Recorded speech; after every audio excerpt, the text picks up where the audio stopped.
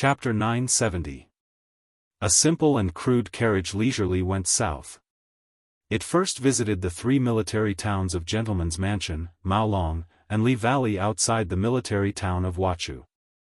Last year, the border of the southern dynasties was filled with gunpowder. The Bailiang cavalry crushed everything along the way like a hot knife through butter.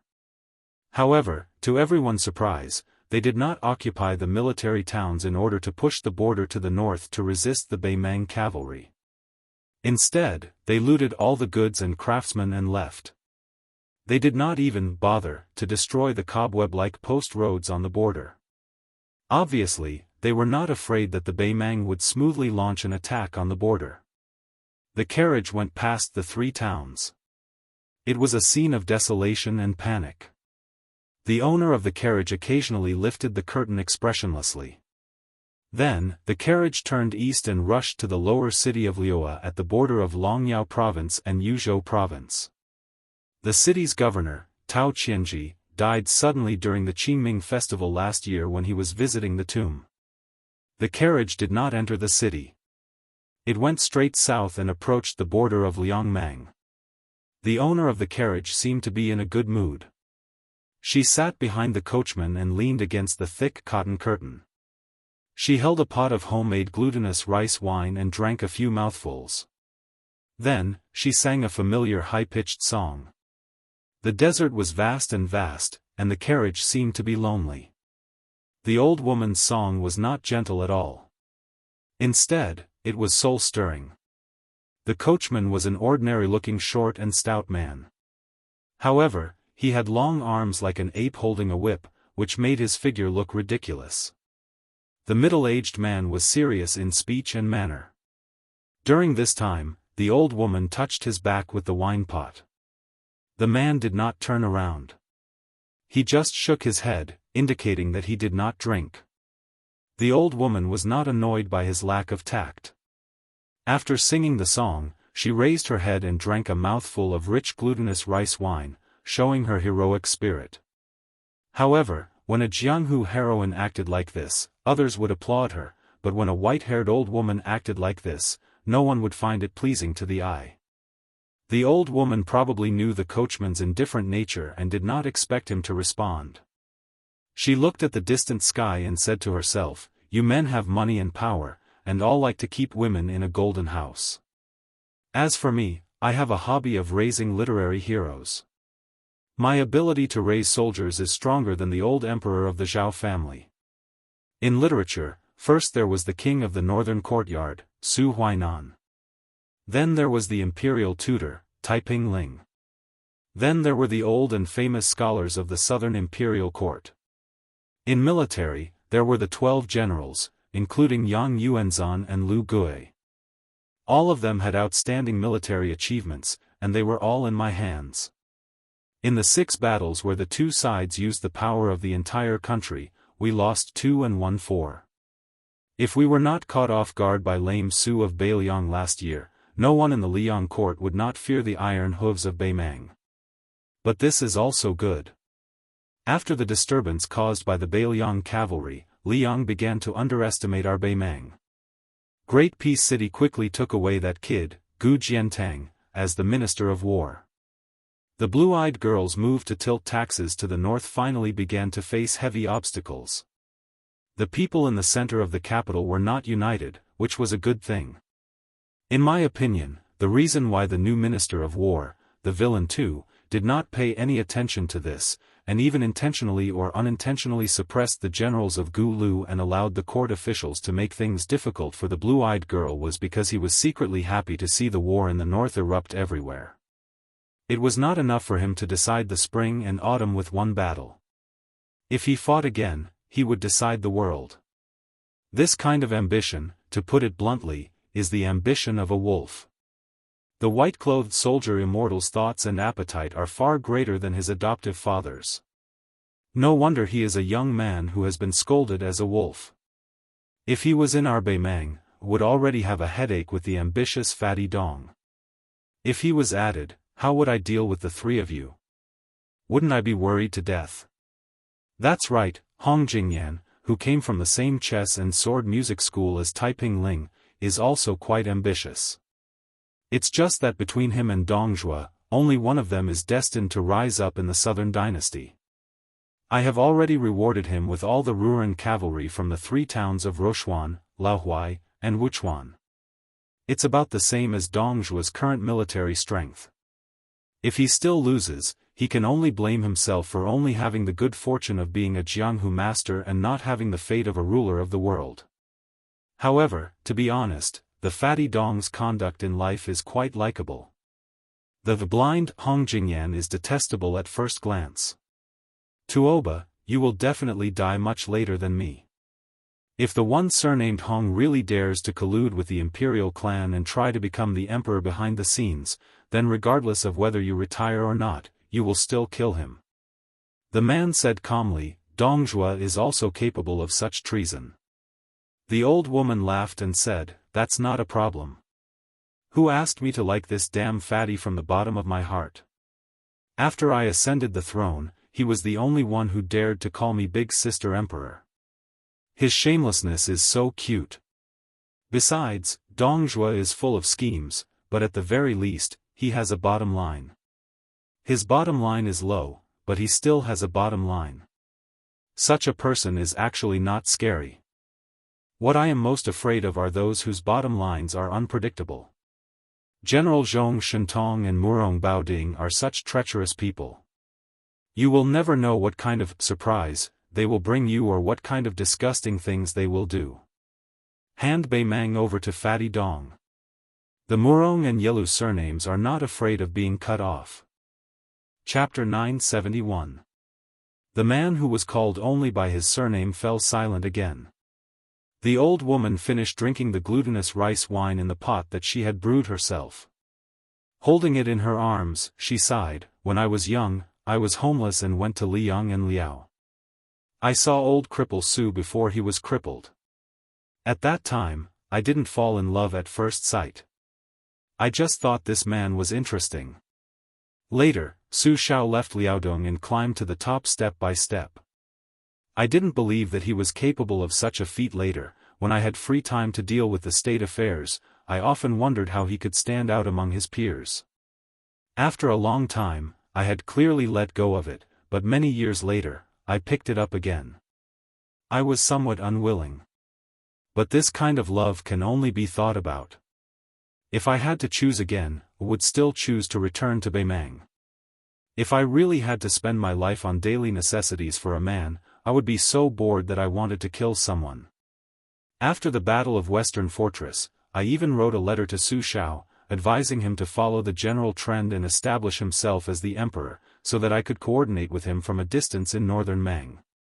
I promised that in the future, when I went south, he would go north, just like when we first met in Jianghu, when he divided that large flatbread, each of us half. Together, we divided Liang, ruling from the north and south. But he was unwilling. Of course, when that day came, I would also regret it. How could we really rule the world together? Women and vile characters are hard to raise. I, a woman and a vile character, count as one. So in this world, who can afford to raise me? It's the same even if he's Su Shao. It's more like I raise him. The old woman sighed, only by sacrificing the 3 armies can we subdue the rebellion and pacify the situation. You and those generals have done well. Only when the people have been reborn can they not be in chaos and have no intention of starting a rebellion. Those old people from the southern dynasty also did well. Unfortunately, the general trend is still not in Bei Mang's favor. We have no choice but to seize every minute. Even though northern Mang had won 4 great battles, Liang had only been injured in the sinews and was far from being injured in the bones.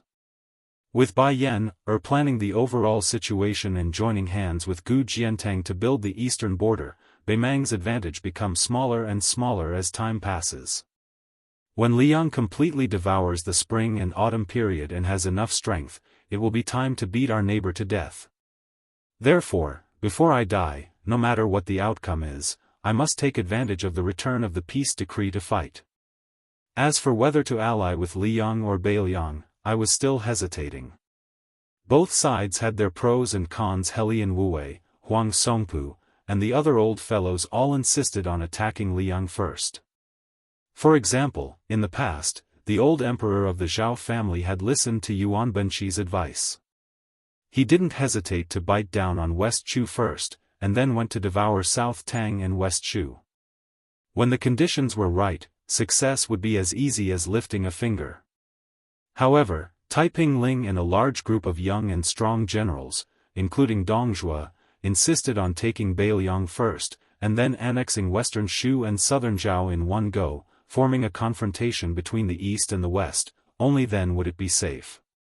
However, after Chen Zhibao showed signs of vassal of western Shu, of the two dynasties, only Taiping Ling and Fatty Dong remained firm in their views.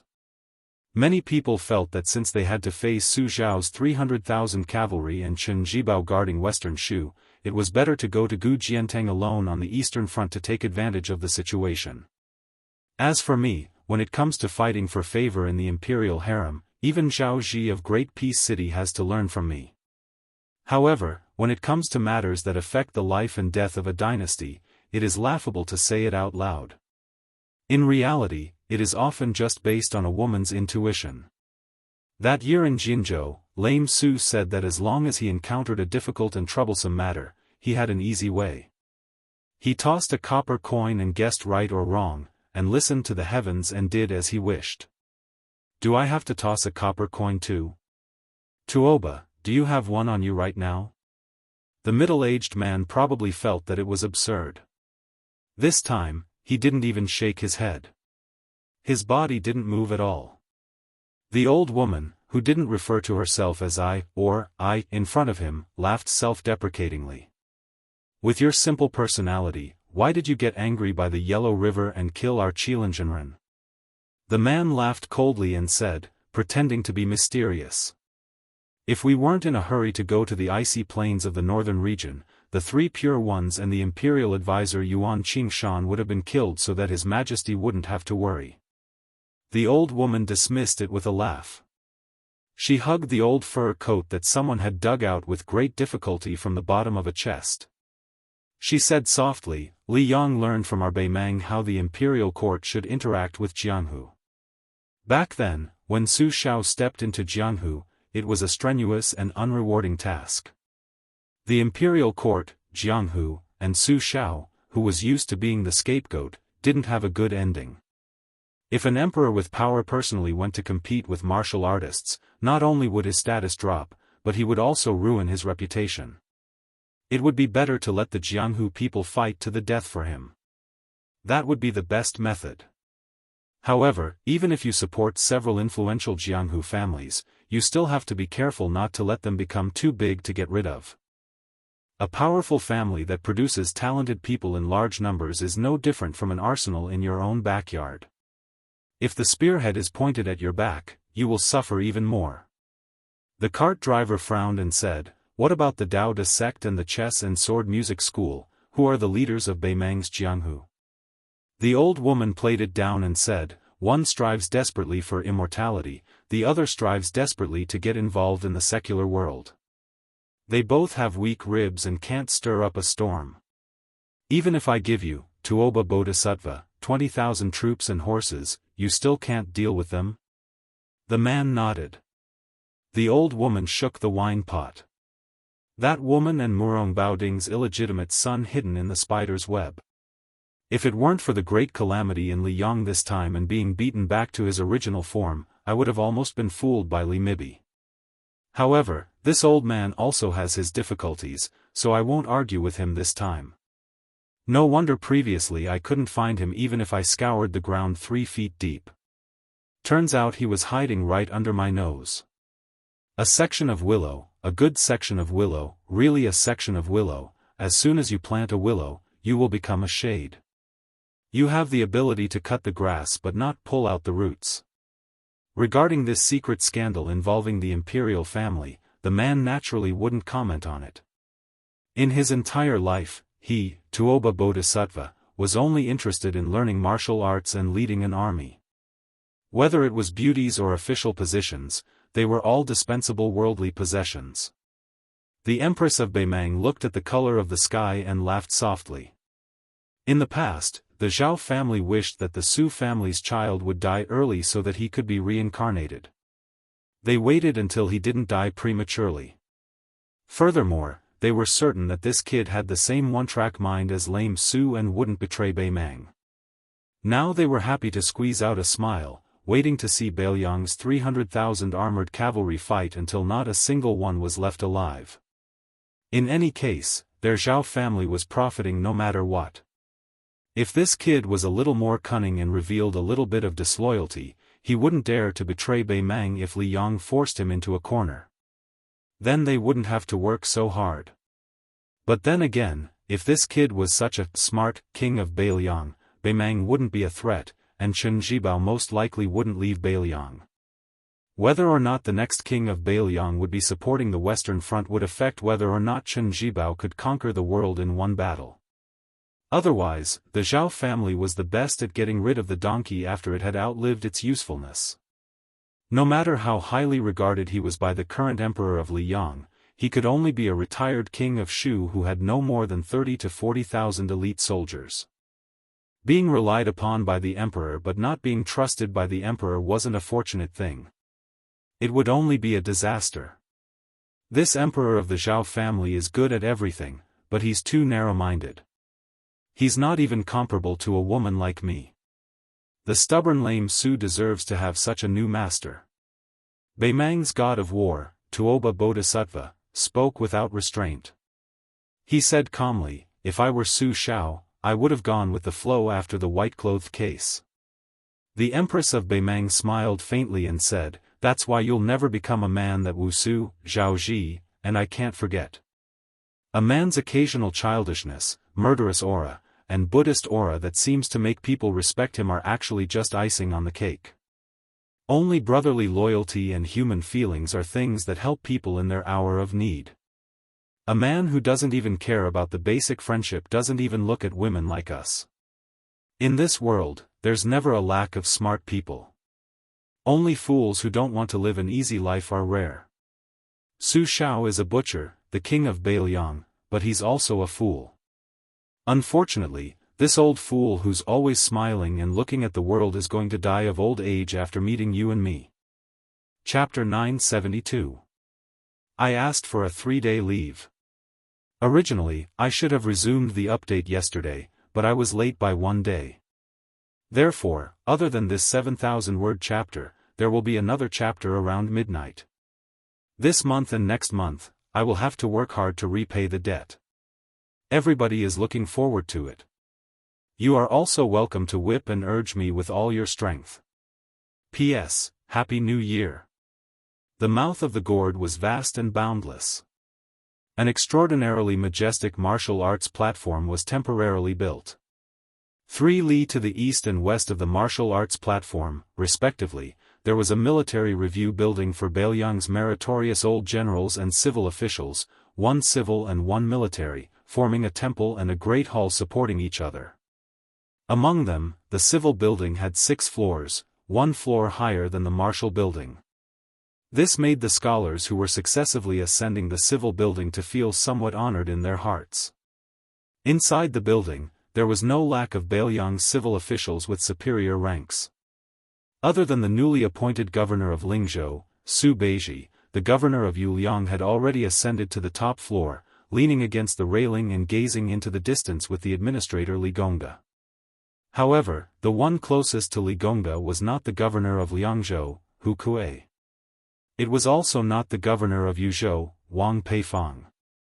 Instead, it was 2 fresh faces, the Chancellor Wang of Shangyin Academy and the one who was originally supposed to take up a post at the Imperial Censorate in the capital, wearing a high hat and broad belt.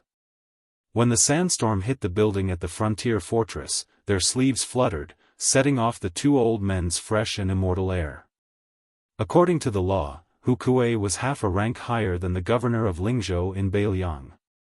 Compared to the old men in the building, he could be said to be in the prime of his life. In his early years, he was the commander of the Beiliang army's Liao Ju cavalry. Among them, the Great Horse Camp was known for its elite crossbowmen. His military exploits in the Beiliang army were illustrious. For some reason, Hu Kuei was supposed to take over the position of Liangzhou's general within 5 years. However, 8 years ago, he unexpectedly led 300 light cavalry to break into the hinterland of Beimang's Beimang-Jibwa military town without permission. Afterwards, he lost his official position. Only then did Chen Jibao, who took over the Liao Ju cavalry, have the world's first-class scouts, who were able to suppress Liao Dongzhua's crow's nest. However, after Hu Kuei lost his official position, he was deserted by his friends and family. Unexpectedly, he gave up the military and entered the civil service. He started as a civil official in Liangzhou. In a short 7 years, he unexpectedly became the governor of Beiliang. In private, the officials of Beiliang laughed and said that it was unreasonable for a person who had been peed on several times to be revived. Wang Peifong, the governor of Yuzhou, was a pure scholar. He had always been at odds with Hu Kuei, who had been in the military for 20 years. Almost every year, he went to Mount Qingliang to have an audience with the king of Beiliang. Every year, he would complain about how Hu Kuei, a veteran ruffian, was unruly and how he allowed his subordinates to bully the officials of Yuzhou. Unlike the eccentric Hu Kuei, who stood alone on the far right of the top floor, since Wang Peifong could not get close to the administrator and the 2 old men with good reputations in the imperial court, he would exchange polite greetings with some famous scholars of the Jixia Academy. He would say some comforting words about going back to the country and talk about the most popular poems in the literary world. Hu Kuei was wearing a gorgeous official uniform of the 1st rank of the 3rd rank. This governor of Liangzhou lived up to the name his parents gave him. He was tall and sturdy and was half a head taller than the men of the northern region. There were many civil officials and scholars on the top floor. Most of them were thin, which made Hu Kuei stand out from the crowd. After Hu Kuei got on the top floor, he did not greet anyone. He stood by the railing and looked into the distance. The yellow sand was rolling and the fierce troops of Beiliang were lined up in battle formation. Hu Kuei's eyes were in a trance. If it were not for the disaster that year, he would also be among them and even be qualified to stand there to review the troops and practice martial arts. Hu Kuei moved his eyes and looked at the martial arts platform. He held the railing with one hand. Among the civil officials of Beiliang, the governor of Liangzhou was second only to the king of Beiliang. He sighed softly. A young scholar who was personally introduced by Mr. Wang of Shangyin Academy to Li Gongda to make himself familiar was named Yu Wandao. Even when he talked to the administrator, he was neither servile nor overbearing. His character was slightly distant, which made the scholars of the 2 places at the back of the top floor criticize him for not knowing the severity of the situation. He was really too arrogant because of his talent. Yu Wandao wore a jade belt and a long saber. His face was like jade and his appearance was extraordinary. Under the trampling of countless horse hooves, the building gave people a feeling of shaking. Many scholars from other places saw the cold military appearance of the Beiliang cavalry and their faces turned pale. Yu Wandao's expression was still calm. While Huang Shang was discussing with the administrator whether they could allow the establishment of the academy and the Scholars Association, Yu Wandao silently walked to Hu Kuei's side and did not say anything. The 2 stood side by side and looked at the battlefield. The 2 were silent for a long time. Unexpectedly, it was Hu Kuei, who was in a high position, who spoke first. He said calmly, "You must be the eldest grandson of the Yu family of Yinyang. On the first day of studying at Shangyin Academy, you shocked the world with a single brilliant feat and solved the 6 questions of heaven and earth left by Huang Sanjia. The second master of the Song family once made a monthly comment and also commented that Yu Wandao's words carried zen and could satisfy one's appetite. If you enter the imperial court, you will have a meteoric rise. If you are in the wilderness, you will inherit the literary vein. Even our second commandery princess highly praised your poetry. The reason why I, Hu Kuei, paid attention to you is because you once wrote the 48 words of Liangzhou's Big Horse Song, to pay tribute to the Big Horse Camp. I thank you on behalf of the 260 brothers who died. Hu Kuei put one hand behind his back and the other hand patted the railing. He said softly, green and yellow, killing wild sheep. Liangzhou's big horse died in a foreign land. Good, very good. Even a boorish martial artist like me can read it without difficulty. Just based on these two sentences, even if you, Yu Wandao, asked me to be a fourth-rank official and take office tomorrow, I would be willing to agree. The horse stepped on the green grass and yellow sand, spurring the horse to kill sheep to eat meat, looking back but still not seeing home. Many literati might be able to write about these simple things, but they just don't want to. Yu Wandao was the eldest grandson of the Yinyang Yu family. When he drew lots at the age of 1, he grabbed a copy of the Spring and Autumn Annals with one hand and a peerless famous knife Big Luan with the other.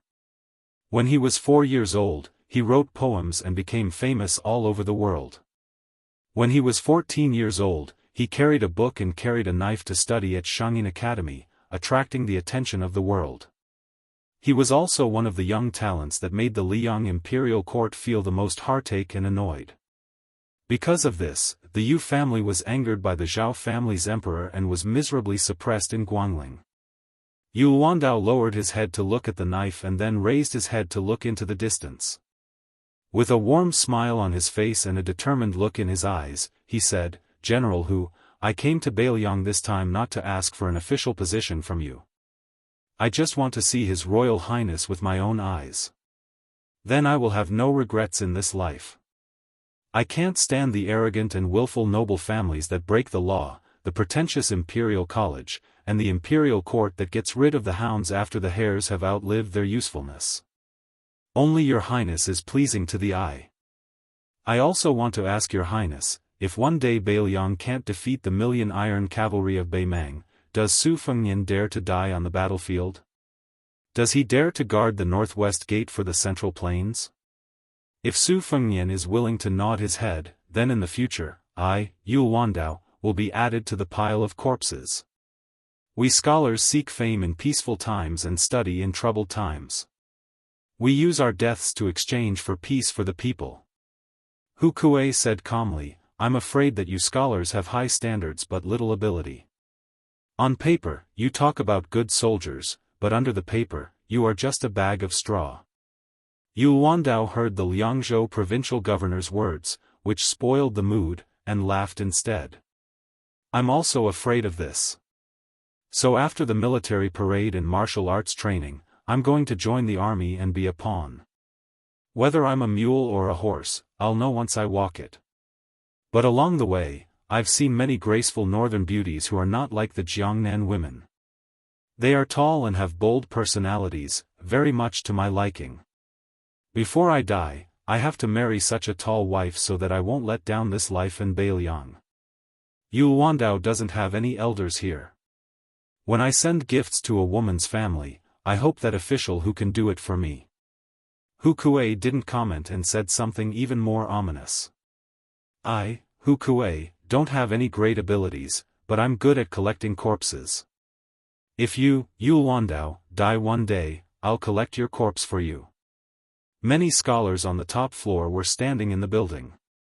They didn't have the right to come to the corridor and stand by the railings.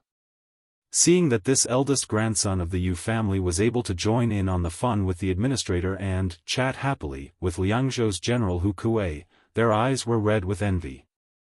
Yu Wandao's laughter was somewhat ear-piercing. They didn't know that this disciple of a famous family had come to Beiliang to seek death. Snowflakes fell sparsely and gradually grew. Beiliang was bitterly cold. As long as it snowed, there was no stopping it. It was destined to be a never-ending snowstorm. Yu Wandao reached out a hand to catch the snowflakes. His 5 fingers were white and slender. If he were in the rich Guangling road, whether it was playing the zither, holding books, or placing chess pieces, he would be able to make women fall in love with him. Hu Kuei sniffed. There was still an hour before the examination of this martial arts university. He was originally a first-class crossbowman, and he had many incredible and diverse skills. Among them, he had the ability to smell the breath of the dead. Compared to relying on experience to determine the time by observing the sky, it was more accurate.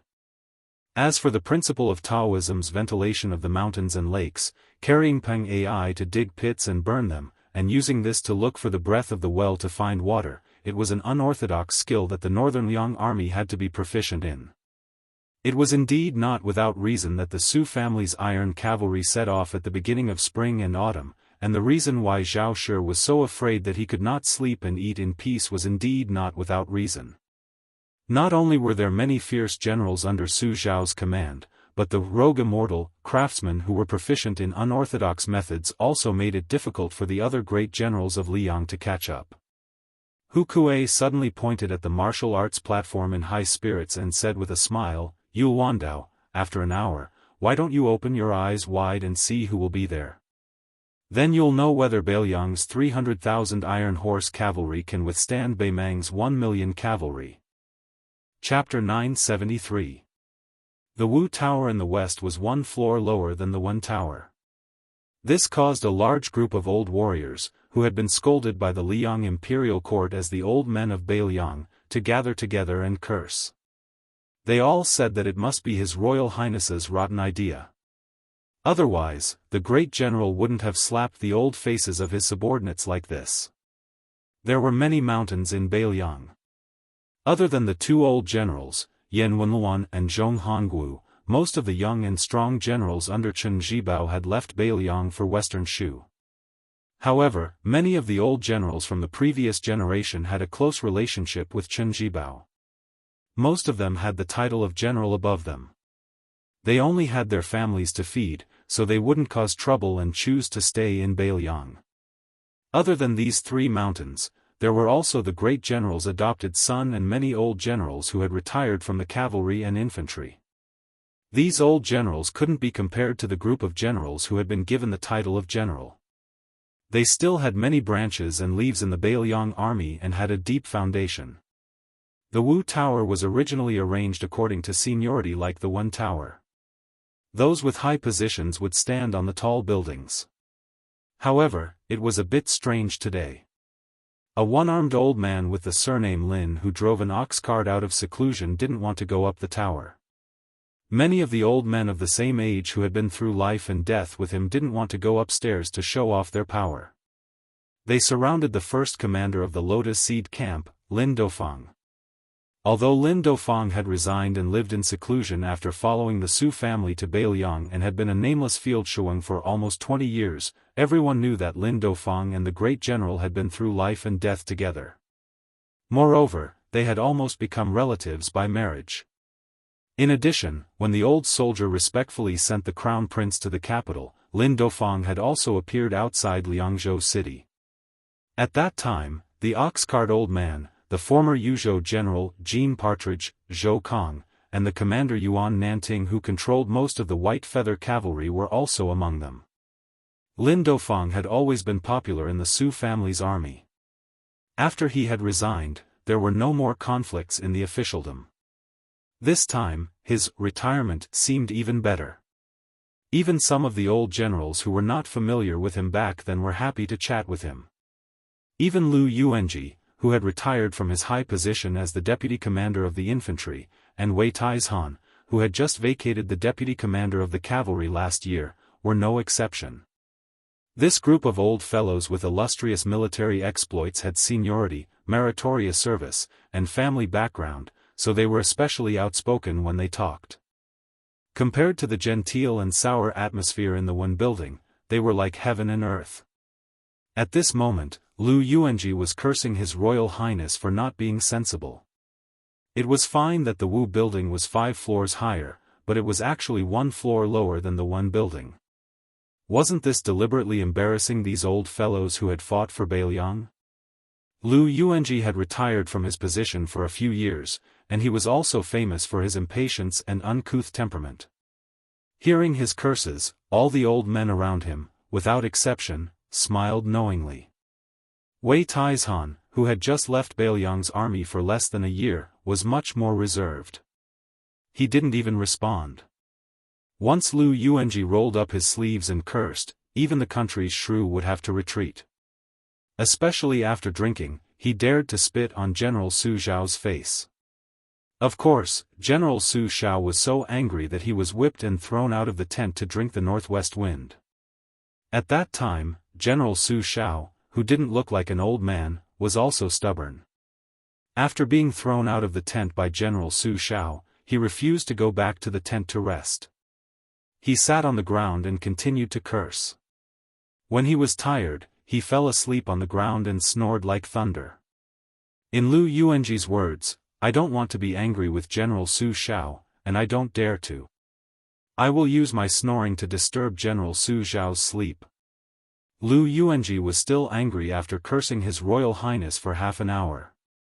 He wanted to use His Royal Highness bullying of Huaihua General Zhong Hongwu in Longqing County as an excuse. Out of the corner of his eye, he saw Wei Taizhan curling his lips and winking at him. Just when he was puzzled, he was punched hard. Lu Yuanji was stunned. He turned around and was punched in the face again. His nose was bruised and his face was swollen. Lu Yuanji finally saw that it was old man Lin's dirty trick. Lu Yuanji was so angry that he immediately punched Lin Duofang's head back. He cursed, "Lin, I've wanted to beat you for a long time. What did you tell me? You said that you wanted to kill the northern barbarians with me. We were born in the same year, month, and day. There's no difference between us. We'll say that whoever kills more barbarians will be the big brother. You'll be a coward when you get to Beiliang. Also, when you plan to elope with the princess of southern Tang, who was the one who kept watch for you? What's wrong? I cursed His Royal Highness a few times. Did I get in your way, Lin Duofang? It's none of your business. You're just a coward. I don't know where you've been hiding. You haven't touched a blade for 20 years. What right do you have to call me brother?" The two old men were immediately pulled apart by the other old men beside them. While Lu Yuanji was cursing, Lin Duofang, who was tied up, kicked Lu Yuanji a few more times. He said angrily, "Lu San, what you did with me was a mess. I owe you. I'll be your slave in my next life. If you blink, I'll be your grandson. Don't you King drag His Royal Highness into this. Fine, you cursed His Highness. Then I'd like to ask you. When you were whipped and thrown outside by the Grand General so many times, who was the one who secretly brought you good wine to drink? Who was the one who listened to you telling those bullshit stories for the whole night? Who was the one who personally told me that the Grand General had a good son and even said that he would marry a few daughters to that kid in the future? Lu San, you Lu San, Now that you've become the deputy commander of the infantry army, you think you're so great? Don't think that I don't know that your son has taken over a few government salt pans. He's not just making a lot of money every day. Not to mention salt pans, he even dares to kill government soldiers. You, Lu San, are amazing. You have 3 sons who are even more powerful than His Highness. His Highness only killed the king of Jing'an and Zhao Heng's cavalry in Qingzhou. He also killed the 5th raccoon of Tibing Mountain in Beimang. He never dares to kill the people of Beiliang. Lu San, do you believe that I'll go to the Grand General and ask for an official position? I won't do anything but kill those bastards of yours who call me Godfather." The old general, who was called Lu San, was stunned. Then he became furious and scolded, "T. Lin, tell me clearly, who killed the soldiers of the Salt household and the Armor household? My son wouldn't do such a heinous thing." Lin Dofang somehow got the strength to break free from the pull of Wei Taizhan and the other old men. He punched Lu Yuanji's face again. The whole of Beiliang knows. Only you, an old fool with bad eyesight, don't know. The ground floor of the martial arts building instantly became silent. Lu Yuanji looked around. Wei Taizhan was still calm and silent. Many old men avoided the gaze of this Lu San. Finally, Deputy Commander Lu's lips couldn't stop trembling. He waved his arms and didn't want anyone to help him. He sat down on the ground and panted heavily. Lin Dofang was still angry. He wanted to step forward and kick Lu Yuanji. Fortunately, Wei Taizhan hurriedly held him back.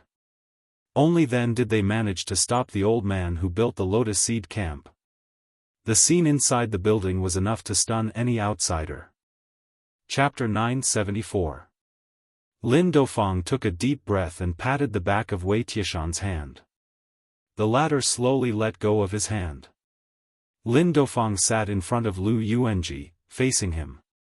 He turned his head to look at the snowy sky outside the tower and sighed softly. Lu San, and Old Wei, we old people with half a foot in the grave always talk about how we helped the great general conquer the world and protect the country. I know that you are not greedy for riches and honor. To you, it is enough that your descendants have no worries about food and clothing. Any more is the good fortune that you worked so hard to save in the past. You think that this is the good fortune that your descendants deserve. You are most afraid that Bailiang will forget what you have done in the past. You are afraid that people will forget about it. But if you are like this, your descendants who have never suffered will have nothing to fear. No matter how good the seedlings were, they will be spoiled by you. His Highness did not do proper work in those years. Who in the tower is not angry? I, Lin Dofang, am very angry. That year, the great general personally came to visit my family's fields. From beginning to end, I was not willing to turn around and see the great general. But let's put ourselves in his shoes. It is fine if Liang does not admit to what His Highness has done in these 2 years. You are not blind. How can you not know what is true and false? Let's feel our conscience and ask, did His Highness lose face for Bailiang when he went to Jing?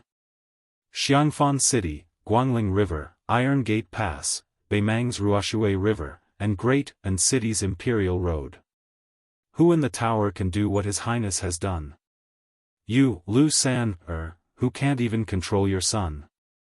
Or you, Old Wei, who likes to play the peacemaker as you get older. Or you, Han Tuizi, who has only cared about taking care of your disciples and official career these years. Lin Dofang pulled back his gaze and looked at Lu Yuanji. Lu San, the great general does not owe us anything. His Highness is even more so. We have conquered the world, but the matter of protecting Bailiang is something that we cannot do. Even if we want to, we can't do it well. Then let's just hand it over to those fellows in the literary tower. So what if the literary tower is higher than the martial tower? In the 9 kingdoms of the spring and autumn period, how many officials and important officials have looked down on our Su family's armored cavalry? We've already made them suffer a lot. If you're worried that your children and grandchildren will be looked down upon, then let them go on their own. Don't let them ride roughshod over you old men. The general's words were crude, but they made sense. No one's son should be born to suffer hardships, nor should they be born to enjoy happiness. He didn't care about other places, but in Bailiang, the more capable one was, the more bitter one was, and the more fortunate one was. So, Lu San, we owe the Su family now. We may not owe them anything, but your children and grandchildren owe them a lot. Lin Dafang patted Lu Yuanji's shoulder and stood up. He bent over and helped Lu Yuanji up, patting off the dust on Lu Yuanji's chest.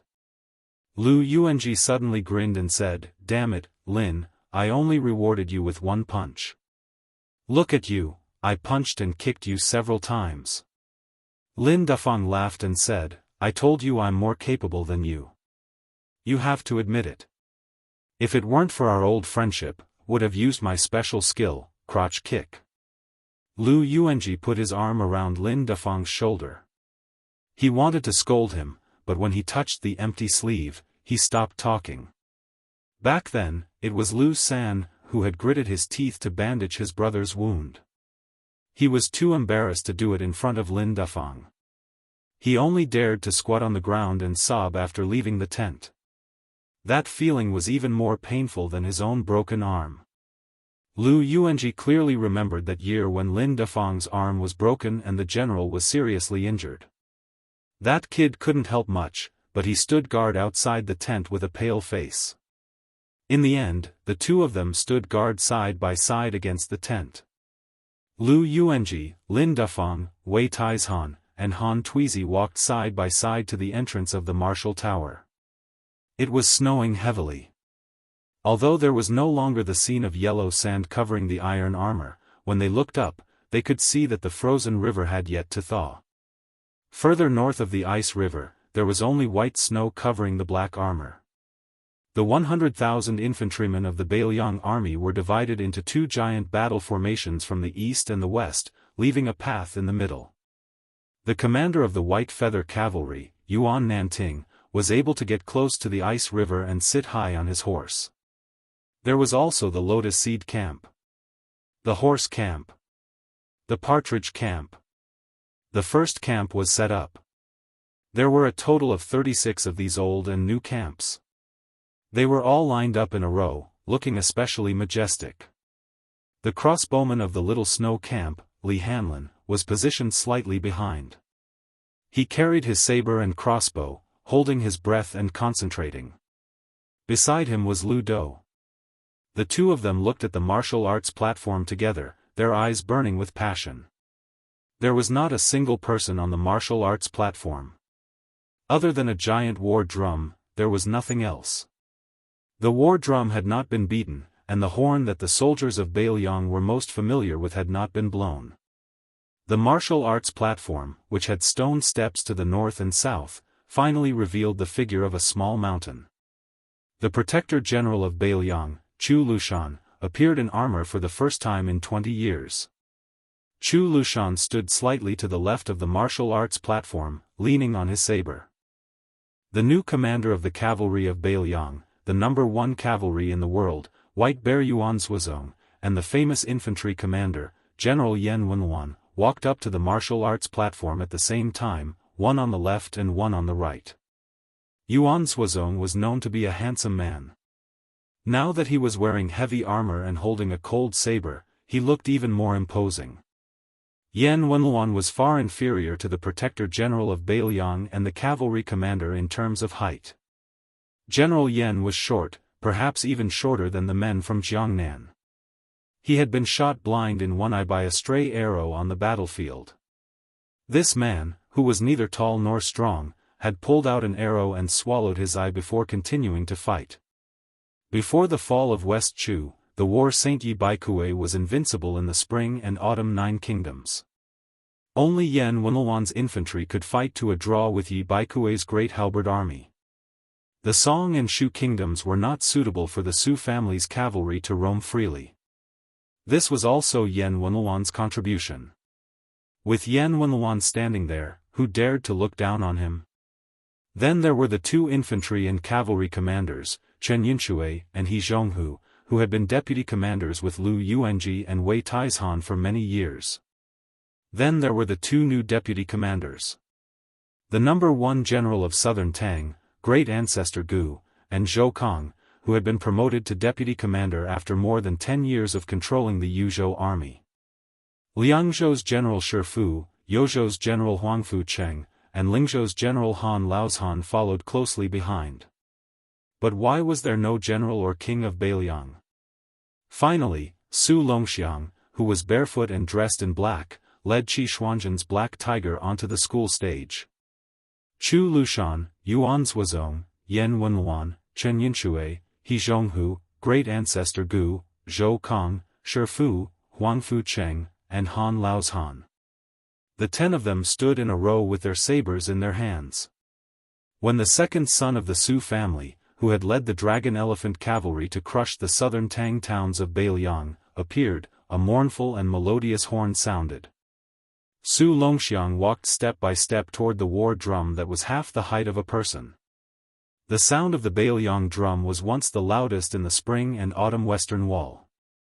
Behind the Bailiang army, there were 800 phoenix battalions with white horses and white armor. When a gray-haired young man changed into a jade-white robe that only vassals of the dynasty could wear, and mounted the horse with a saber and a spear, an old man led the horse forward.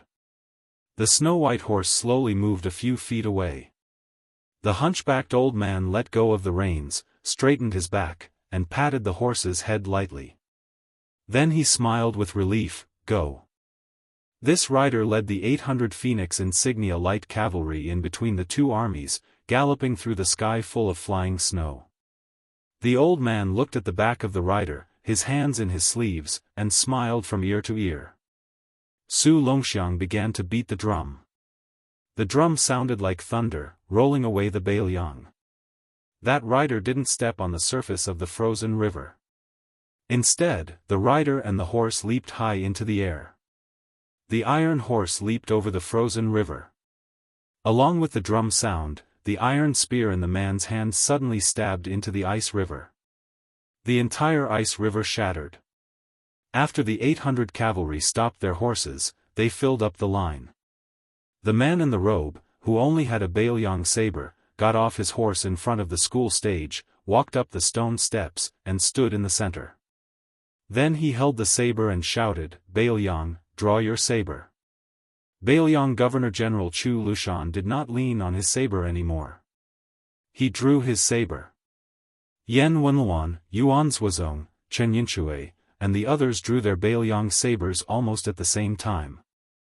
The 100,000 Beiliang soldiers, who did not move under the snow, also drew their sabers. The snow became even messier. They shook off the snow on their armor and looked even more shocking. The Beiliang cavalry was the best in the world. The Beiliang drums were known throughout the world. Beiliang had a new king, Su Fengnian. Chapter 975. Because it was more than 4,000 words, it was a bit late. The great reading of Beiliang this time was probably the briefest and shortest reading ever since the Su family took over Beiliang in the past 20 years. However, it was also the one with the greatest gathering of generals and talents. The veterans of the martial tower were almost in tears as they watched. They knew better than anyone else how difficult it was to gather the hearts of soldiers. The hearts of soldiers were like a person's soul. Once it was gone, it would be difficult to summon it back. For example, no matter how much Lu Yuanji scolded His Royal Highness, he was also worried that the foundation they had worked so hard to build would be squandered away by the prodigal son before it was completely destroyed by the Zhao family. Those who were more utilitarian, such as Han Tuizi, were also worried that the new king would not be able to convince the masses. They could not even convince them verbally, let alone in their hearts. If that happened, would they really have to move their entire family to the Central Plains where enemies were everywhere? Would the Zhao family deal with them bit by bit? If the son of the Zhao family was happy, he would reward them with some leftovers. If he was unhappy, he would cut off a few heads to win the hearts of the people.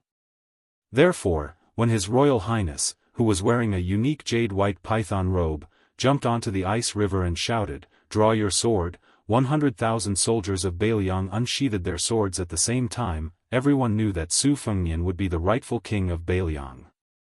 Therefore, these old men were relieved. They even thought that since the general was unable to conquer Beimang in one fell swoop, would it be possible for the young king of Beiliang to succeed? With this thought that had haunted their dreams for many years, they could not bear to die. They were also unwilling to turn a blind eye to their own family's seed being destroyed. In fact, many of the old men were not really senile. For example, Lu Yuanji, they really could not bear to see their children and grandchildren wreak havoc. They just did not believe in the legacy of the Su family. So what if they could take more of the Su family's property into their own pockets? However, from now on, they would have to plan carefully again. There were not many twists and turns in the martial tower. After all, most of them were old fellows who were used to seeing battle formations and killing. However, the foreign scholars at the One Tower were trembling with fear. In the past, they had heard that the Beiliang cavalry's battle prowess was the best in Liang. As for how powerful they were, they had no idea. If it were those scholars who came from the Yan Imperial Palace and Guangling Taoism who had more or less seen the way the two vassal kings led their troops, they would not believe that the Bailiang's battle prowess was much greater than theirs by a large margin. However, when they saw with their own eyes the black mass of armored soldiers that stretched as far as the eye could see, even if they were looking from afar, the eerie atmosphere was suffocating. Especially when the 100,000 soldiers unsheathed their swords at the same time, it was as if the wind and snow between heaven and earth had to stop. Most of the people in the tower trembled violently. Previously, there were busybodies who had named the generals on the martial arts stage one by one. Each of their names was like thunder to the ears. When the 10 of them stood shoulder to shoulder with their swords, no one believed the nonsense that Bailiang was lacking in manpower. The unspoken majesty on the martial arts stage made the people of the One Tower ask themselves, could Gu Jiantang, who had resigned from the Ministry of War, defeat the Bailiang cavalry? Could the king of Yan Imperial Palace, who was second only to Su Shao among the vassal kings, really contend against them? Even if the man in the python robe who stood out from the crowd could never reach the height of his father, as long as he, Su Fengnian, had 300,000 elite soldiers, could he really be bullied by anyone? Yu Wandao did not have these messy thoughts. He only saw the distinctive python robe, the way he leaped onto his horse and threw his spear into the icy river, the slow steps he took as he ascended the stage, and the way his finger moved across the hilt of the famed sword, Great Luan. Yu Wandao suddenly felt that there was no need to ask anything. After 2 hours of military parade, everyone put their swords back into their sheaths. The man in the python robe disappeared. General Yan Wenluan went to greet the people of the Wu Tower. Yuan Zhuozong, who had the same rank, although he was the general's adopted son and the commander of the cavalry, still walked half a step behind Yan Wenluan. He walked side by side with the famous general of the southern Tang dynasty, great ancestor Gu. Huang Fujin, who did not have enough experience and popularity, was at the back. He seemed a little lonely. He did not have any interaction with the old Yuzhou general, Brocade Partridge, Zhou Kong, who was not far away. However, since this person had already occupied a place on the martial arts platform, no one dared to compete with Huang Fujin on the surface. As for the secret, there would certainly be many. The key was to see when Huang Fujin could successfully take over the military power of Yuzhou. Chu Lushan, the northern Liang protector, ascended to the Wen pavilion. When the foreign scholars saw Fatty Chu dismount from his horse outside the pavilion, they were scared half to death. They also sensed that even the administrator Li Gongda, a major second-rank border official, had a forced smile on his face when he saw this devil who ate people without spitting out the bones. Within the Wen pavilion, only teacher Wang was able to maintain a calm expression. Huang Shang, a bone-chilling scholar from Liang, simply chose to avoid seeing him and avoid seeing him. When the heavily armored Chu Lushan ascended the building, the new building creaked loudly, causing people to worry about whether the stairs could bear the weight of this man and his armor. Fortunately, this mountain-like fat pig did not bother to waste his energy going up the stairs after ascending to the 5th floor. He greeted Hu Kuei, who had descended to the 5th floor, and nodded to each other in greeting. When he caught a glimpse of Yu Wandao beside the Liangzhou provincial governor, the Bailiang governor returned home.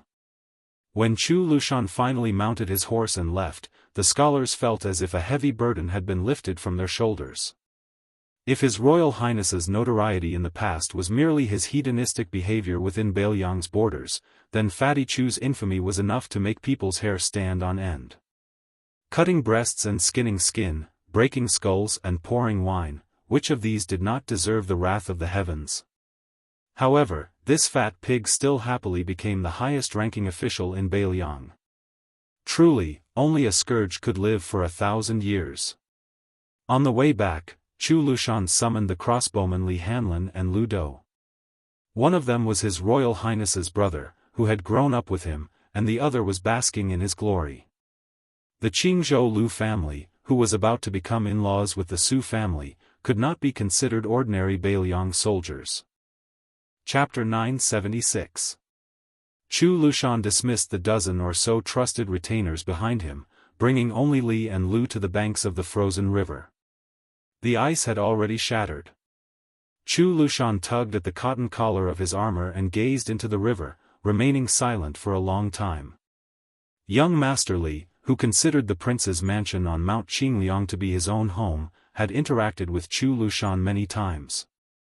However, after becoming a crossbowman who often had to exchange his life for the lives of Beimang's Malanzi, when he looked back at this fatty who had once been his arm in arm, he felt a bit more reverence. It was difficult for him to joke around like before. It wasn't that he didn't want to, but rather that he didn't dare. Only those who had personally experienced the flames and smoke of war, who had come into contact with hundreds of enemy troops, knew how ruthless and fierce this 300-catty fat pig was. In the Beiliang army, it was publicly acknowledged that in battles with less than 10,000 soldiers, regardless of how dangerous and cruel the situation was, Chen Zhibao could achieve the greatest military service. Yuan Zuozong could achieve the fewest casualties. As for this fatty, whose literary talent was completely obscured by his fierce reputation, he could bring a battle to a close in the shortest time possible. In the Battle of Baishuai, Chu Lushan had once defeated 3,000 Northern Han elites in a short hour. Of his 2,000 troops, 1,800 had died. Chu Lushan had participated in countless bloody battles like this. According to legend, when Chu Lushan led new recruits, he would always congratulate them. Either they would die tomorrow, or they would be promoted to commandant the day after tomorrow and scram to some other place to enjoy life. After Su Zhao's conquest of the border, his adopted son, Chu Lushan, only led troops on the border for the first 5 years. Afterwards, he left the frontier fortress. Afterwards, very few people remembered this fat pig. The number of times he was the first of the Su family's soldiers to mount the city and plant the flag was the highest. To this day, no one had been able to break this record. Chu Lushan thought for a moment before finally opening his mouth and saying, "There are some things that are better left for the king of Beiliang to speak to you personally." When Su Fengnian put on the vassal king's robe and went on stage, it meant that Beiliang had a new king today. Of course, this was in serious violation of the Liang family's etiquette. The house of Zhao, who relied on the Su family to sit on the throne and enjoy the country, would dare to say no? Even if the son of the Zhao clan had nothing better to do and wanted to punish the Beiliang, he would have to ask the Beiliang first. Li Hanlin, who had been tricked into going to the southern court and almost kidnapped to Ji province, squatted down and cradled the helmet in his arms. He grinned and said, "Before the great reading, my father was forced to stammer. I'm not stupid. I've already guessed most of it." Li Hanlin continued with a smile, "Brother Nian, I don't like what you're saying. Don't think that just because you're the king of Beiliang, you're no longer Li Hanlin's brother. There's no such thing. In any case, I've decided to follow Brother Nian for the rest of my life. If I make a name for myself and he dares to not give me a big official title, I'll make a scene." Chu Lushan reached out a hand and rubbed Li Hanlin's head. He smiled and said, "It's good to be a crossbowman, but don't die. Otherwise, His Highness will vent his anger on me, the Protector General of Beiliang. Hanlin, you and I are brothers of the same family. I'll say the ugly words first. If you dare to die in front of your father, I will dare to vent my anger on your father." Li Hanlin stood up and spat a few times. He rolled his eyes and said, "Protector General, don't say such unlucky things just because you're an official." Chu Lushan waved his hand and scolded jokingly, "Damn brat, get lost." Li Hanlin ran away without any courtesy. Lu Do, who was born with double pupils, didn't forget to bow and bid farewell. Chu Lushan looked to the east. East was Great Peace City, the best city in the world. He smiled coldly and said, "What a big piece of fat meat." Chu Lushan lowered his head and walked towards the warhorse. He laughed and said, "Eating meat, our fatties like it the most." In the wind and snow at the border, the two carriages finally met. The carriage drivers were the young man who had just become the king of Beiliang and the Beimang military god, Tuoba Bodhisattva. The man and woman in the carriage, one could imagine what kind of supreme status they had.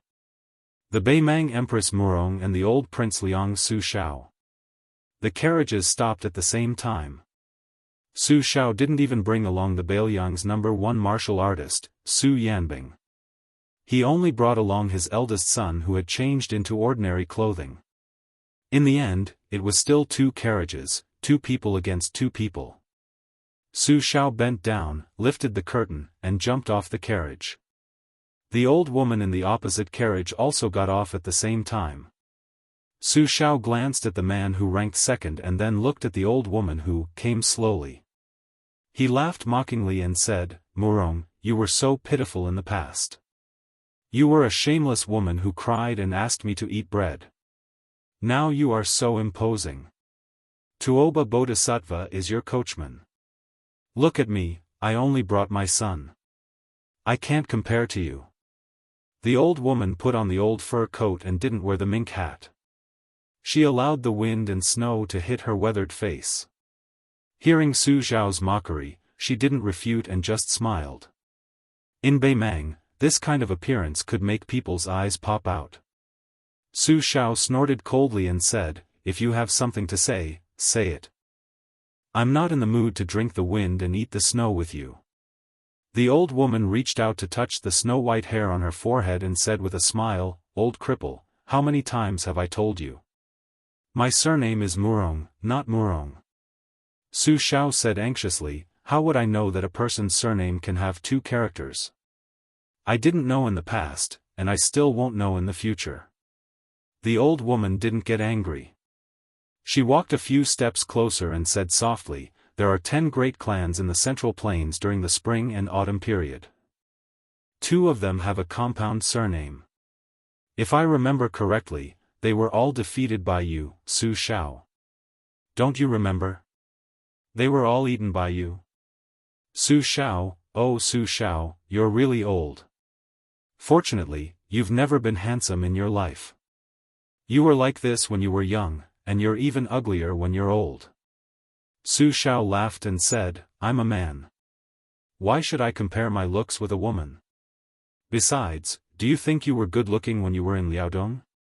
Compared to my wife, you're worlds apart." Only Beimang, that old lecher, was blinded by lard and blind with dog eyes. That's why he took a fancy to an ugly woman like you. The old woman was still not the least bit angry. She smiled and said, "When I was young, whether I was good-looking or not, each flower entered their own eyes. It's hard to say, but I really can't be considered ugly. Besides, when a woman is old, she can still look like a little dragonfly with a golden hairpin. It's just that who would believe that the world is still young? Su Xiao, don't you think so?" Su Xiao put his hands in his sleeves and shivered.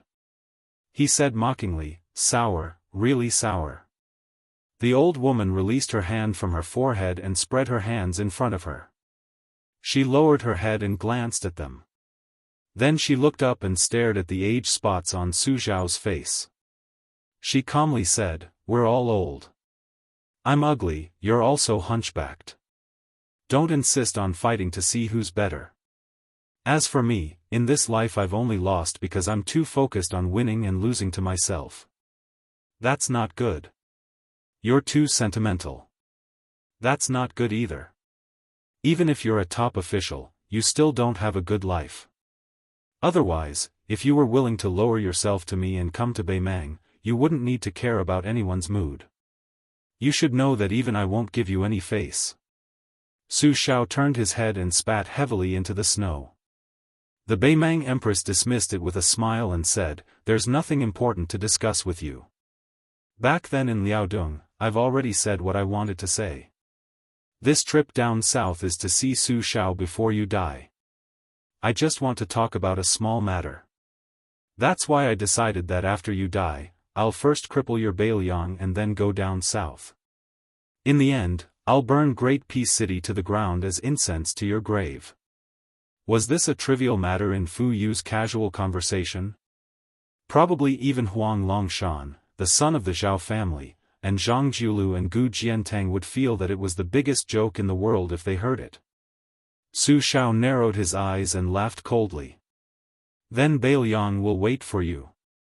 Don't let the Beiliang cavalry chop you all the way to your nest. The old woman held her stomach and laughed softly. She raised her head and looked at the flying snow. When we parted in Liaodong, you bought this fur coat for 20 taels of silver.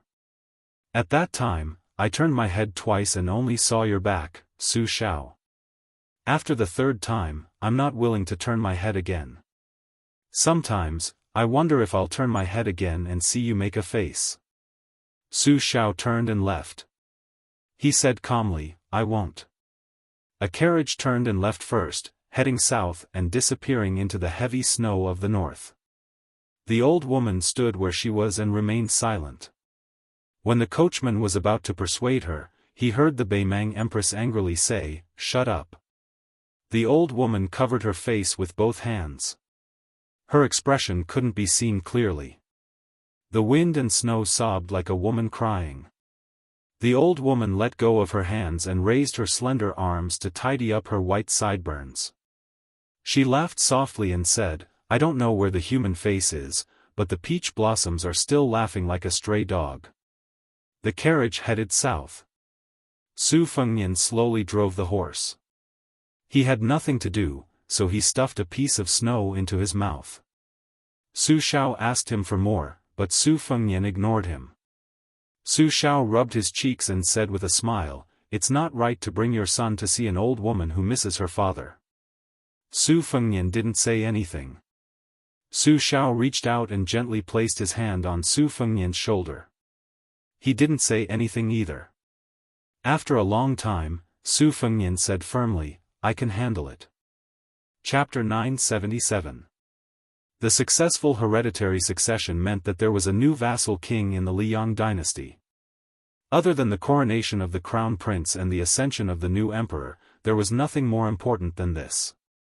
Moreover, this new vassal king was the king of Beiliang. Not only Liangzhou, but Yuling and Liangzhou were also decorated with lanterns and colored banners. The atmosphere was almost crazy. It was even more grand than the lantern market during the lantern festival to curry favor with the new king. In particular, those tyrannical families were secretly competing with each other to see which family had the largest number of lanterns. It was as if whoever dared to put up fewer lanterns would be exposed the next day and then dragged out to be beheaded. The result of the constant competition was that there were more and more festive red lanterns hanging in the house that didn't lack money. There were so many that people's eyes turned red and they felt sick of it. The prince's mansion on Mount Qingliang didn't have much of a fuss. The lanterns were added at the last minute, but it was much simpler than in previous years. However, the stewards and servants of the mansion were all happy and walked a little more briskly. These people were naturally happy. Who didn't want the new master of the mansion to be successful? When one person achieves the Tao, all his chickens and dogs will ascend to heaven. If the new king of the prince's mansion couldn't control Beiliang, it would become a situation where the guests bullied the masters. Everyone in the prince's mansion wouldn't have any good days. After the father and son of the Su family returned to Liangzhou from the border, they could often see the young master, who was now called Prince Liang, walking around the mansion with the general. The sharp-eyed and attentive people secretly counted on their fingers to see which of the two future princesses accompanied the father and son more times. Later, they simply didn't care about it because the number of times the Lu family woman of Qingzhou visited could be counted on one's fingers. Wang Dongxiang lost to that female literary master too many times. However, from time to time, they would bump into the daughter of the Lu family helping second commandery princess push the wheelchair. But when comparing the two, how could the people in the mansion not know which was more important? Moreover, in their hearts, they didn't like the woman of the Lu family who lived in seclusion. She stank of money. Didn't she rely on her family's wealth to luckily enter the prince's mansion? Back then, Lin Quan was just a pawn who carried the flag. Everything he had was given to the Lu family by the general out of charity. Mount Qingliang had sent clever maidservants to serve the two young women. For a long time, the maidservants who worked in Wang Dongxiang's courtyard looked down on the maidservants in Lu Qingyan's courtyard. The maidservants of the prince's mansion in Lu courtyard had internal strife and began to look askance at the maidservants who were outsiders brought into the mansion by the Lu family. Since ancient times, when there were many women, everywhere would become muddy water.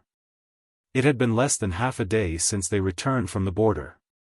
Today, the 2 generations of the Su family, except for Huang Man, who was practicing martial arts, were all gathered in the pavilion on Tidehark Lake to rest. Compared to before, there were more Wang Chudong and Lu Chengyan, the 2 future daughters-in-law who were about to marry into the Su family. In addition, there was also Su Weisheng, who was in a wheelchair, and Su Longxiang was missing. With the decline of one party and the rise of the other, there was a bit of a yin overabundance and a yang decline. However, it could be seen that Su Xiao's complexion was excellent. He was in high spirits, presumably because he was satisfied with both of his daughters-in-law. One of them was famous for her talent, while the other was born with a sense of propriety. Most importantly, the 2 women didn't show any signs of jealousy. This was because one didn't understand anything, while the other was too smart to do anything. With them guarding the inner residence, there wouldn't be any trouble, and it wouldn't be difficult for an upright official to distinguish right from wrong. Su Xiao, who had deviated from the orthodoxy and removed his identity as Prince Liang without authorization, leaned lazily against the red pillar of the pavilion. He listened to Su Fengnian and Master Wang's conversation. Their witty banter made the old man laugh incessantly. When the little girl from the Wang family said, "How many worries can a gentleman have?" Su Fengnian added, "It seems like he lacks money to buy the green ant wine." Wang Chudong smiled and his eyes narrowed into a pair of crescent moons. When he asked, suddenly looking back, Su Fengnian replied, "That fellow is climbing a tree." The female literary prodigy said, "His belt is gradually loosening, but he still doesn't regret it." The young man, who had already become the most powerful vassal of Liang, smiled and said, "Go fetch a vat of water for the widow." The woman sitting quietly in the wheelchair, who was even more literary prodigy than Wang Chudong, also had a subtle and warm smile on her face. Lu Chengyan, who had been carefully nurtured by the aristocratic family, smiled without showing her teeth. When she couldn't help it, she would raise her hand to cover it. However, even a person with poor eyesight could tell where Wang Chudong was. He naturally stood close to Su Xiao and Su Fengnian. Lu Chengyan, on the other hand, could only side with second commandery princess, who was in charge of the Hanlin Academy of Red Women. Su Xiao smiled and said, "Nian, send Chengyan out. I'll talk to your sister and Chudong." Su Fengnian nodded and walked out of the pavilion with Lu Chengyan, who stood up. However, they didn't speak on the way to the courtyard. Lu Chengyan pursed her lips and followed behind him. When they turned around at the entrance of the courtyard, she was already smiling at him. Su Fengnian wanted to say something but stopped. After hesitating for a moment, he chuckled and said, "Remember to go out and relax more. It's not good to always be cooped up at home. Beiliang's scenery isn't as beautiful as Jiangnan's, but the north also has its own unique scenery. It'll be a pity if you don't ride a horse and see it yourself. I should be accompanying you, but I'm tied up with work right now and can't be lazy. Furthermore, I'll have to go out very soon to clean up the mess caused by the 200,000 refugees. If you're still in the mood when I come back, I'll take you to Mount Wudong." Lu Chengyan's eyes became charming after her heartfelt joy. She had just blurted out the word "feng" when she quickly swallowed back the word "nian" that was supposed to follow. She said softly, "King of Beiliang, you don't have to be so polite." Su Fengnian made a gesture as if he was going to knock her on the forehead. He said with a helpless expression, "Tell me honestly, who's more polite?" Lu Chengyan curled the corners of her mouth. Su Fengnian smiled and turned around. When he turned around again, he saw her standing at the door with her hands twisted in her sleeves. He waved at her and then left.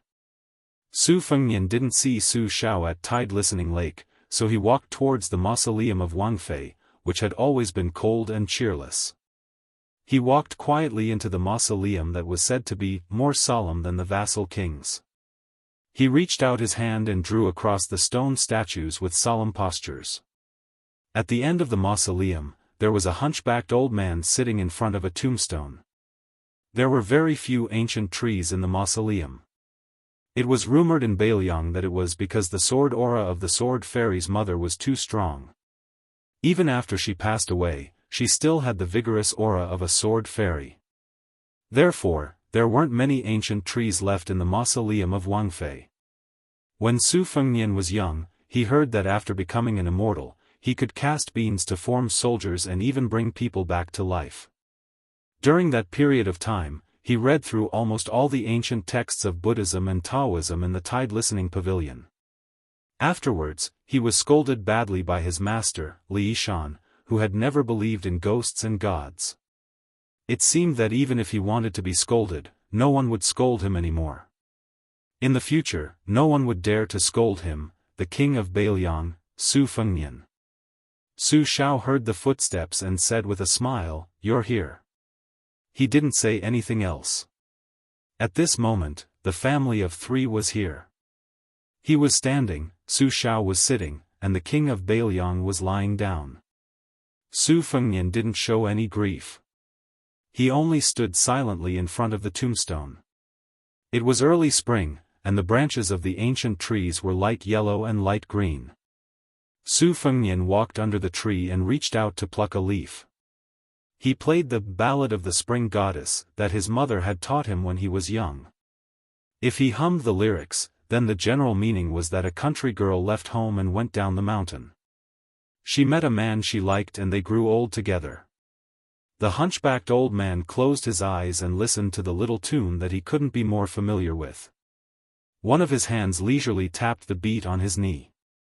After the little ballad, father and son silently walked out of the mausoleum.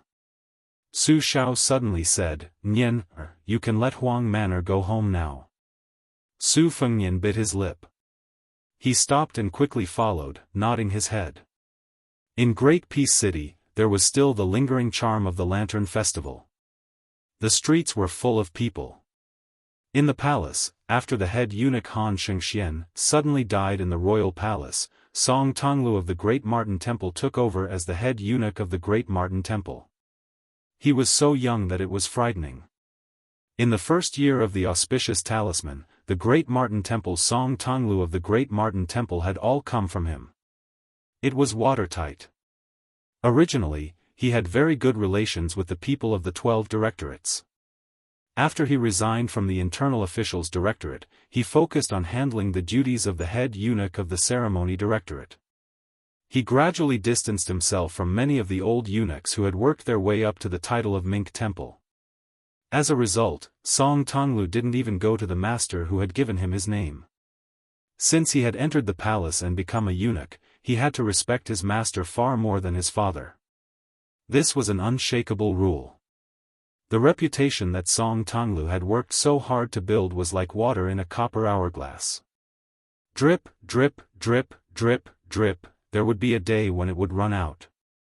However, Song Tonglu, who seemed extremely intelligent, did not care.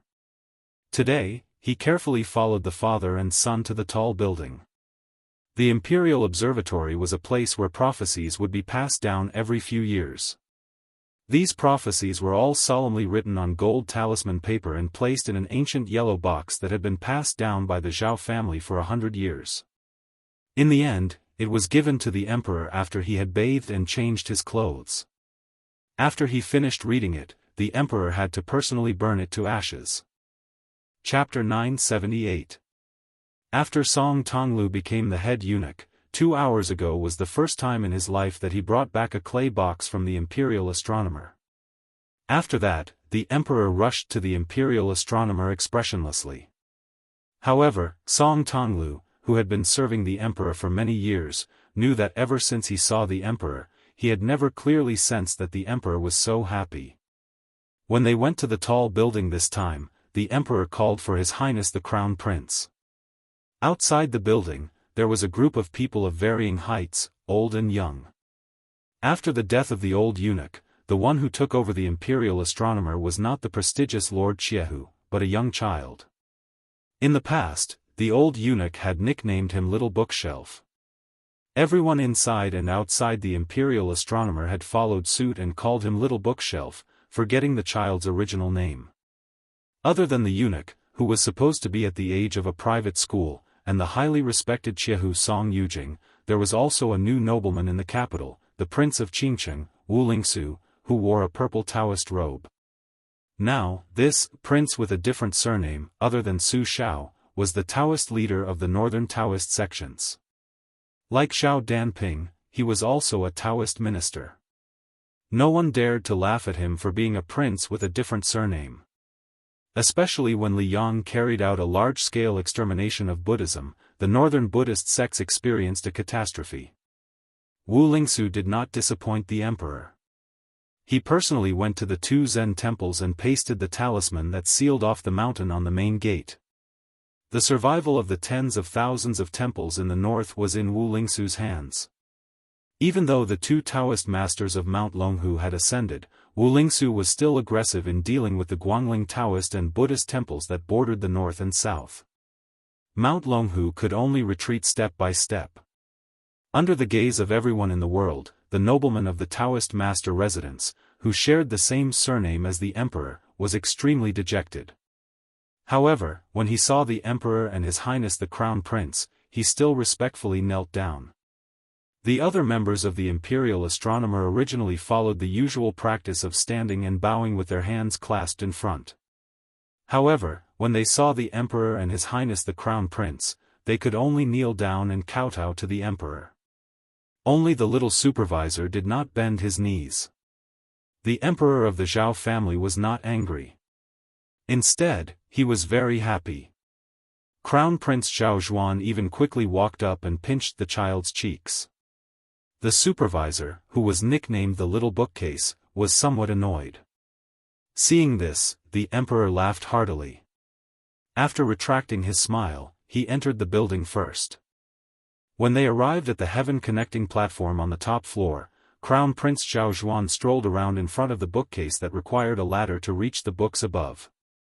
Wu Lingsu and Song Yujing carefully accompanied him. However, His Highness the Crown Prince was famous in Great Peace City for being easygoing and good-natured, so Wu Lingsu and Song Yujing were not too reserved. When the Crown Prince joked that he liked daughters more, he asked Wu Lingsu, who had once used her bedroom techniques to flatter the officials in the capital, if there was a way for the first child to be a daughter instead of a son. This left the Prince of Qingcheng tongue-tied. He didn't know how to answer. The old-fashioned Song Yujing smiled knowingly. She thought that His Highness the Crown Prince truly had the heart of a child. It was not easy to have such an heir. Outside the building, there was a star-picking path made of 81 pieces of white marble. It abruptly extended 60 feet from the building. The emperor of the Zhao family and the little supervisor were walking in front of each other on the spotlessly white beam of heaven and earth.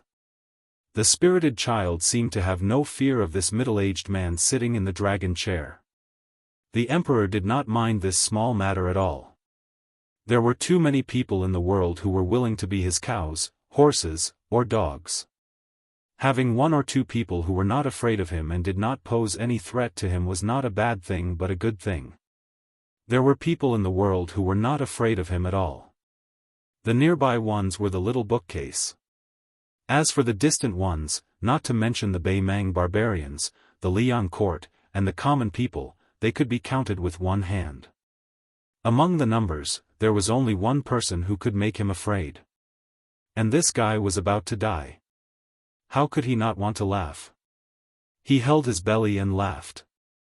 The emperor of the Zhao family pointed to the northwest of the dynasty and then withdrew his clenched fist. He bent over and held his belly, but he suppressed his laughter and looked straight at the roof of a hall. There, 3 people had once drunk wine and talked about heroes. Together, they had created the great hegemony of the Liang dynasty. In the end, they all died. It was good that they died. If the oldest one did not die, he would not be able to ascend the throne. That bald donkey died at the Iron Gate. It was a worthy death, but it was a pity. The last one who was about to lie in the coffin chose to watch coldly when the princes fought for the throne. This made the emperor of the Zhao family even more resentful. In his opinion, this old guy died too late. The emperor of the Zhao family turned around and touched Jian Zheng's head. He smiled and asked, "Little bookcase, do you think it is more appropriate to give him a good title or an evil one?" One was safe, the other was appropriate. Accompanying the emperor was like accompanying a tiger. If it were those old foxes who had spent most of their lives in court trying to figure out the emperor's heart, they would immediately be able to understand the true meaning of the emperor's words. However, the little bookcase said, Grandpa Jianzheng said before his death that once the new calendar of the imperial astronomer came out, we robbed the white-robed monk of the two Zen temple's almanac. Whether the king of Beiliang is given an evil title or an evil one is no longer relevant to the big picture. I feel that since the sages said that a gentleman has the beauty to help others, giving him an evil title is also fine. But Uncle Emperor, what does robbing mean? In the end, the Zhao family's son of heaven revealed a warm smile. He muttered to himself, and then he raised his voice, saying with a laugh, "Robbing? It was your grandpa Jian Zheng's old enemy, Huang Longshi, who said it first. I think it's similar to robbing in Go." "Right, little bookcase, Zhen heard that you are skilled at Go. When will you compete with Zhen on the Go board?" The little bookcase thought and then said with a bright smile, "Grandpa Jianzheng taught me the 5 moves of attacking, defending, ending, and turning the tables. I know the first 4, but I don't know how to turn the tables. However, Grandpa Jianzheng said that there is no rush. When I understand, I can call old Huang to come to Great Peace City to discuss." Grandpa Jianzheng also said that if we want Huang Sanjia to lose one of his jades, only 2 people have a chance. I am one of them.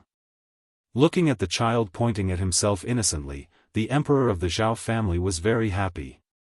He took off a jade pendant at his waist that could be called priceless. He smiled and said, "Then Zhen will not seek humiliation. This jade pendant is for you, and it is fine to give it to someone else."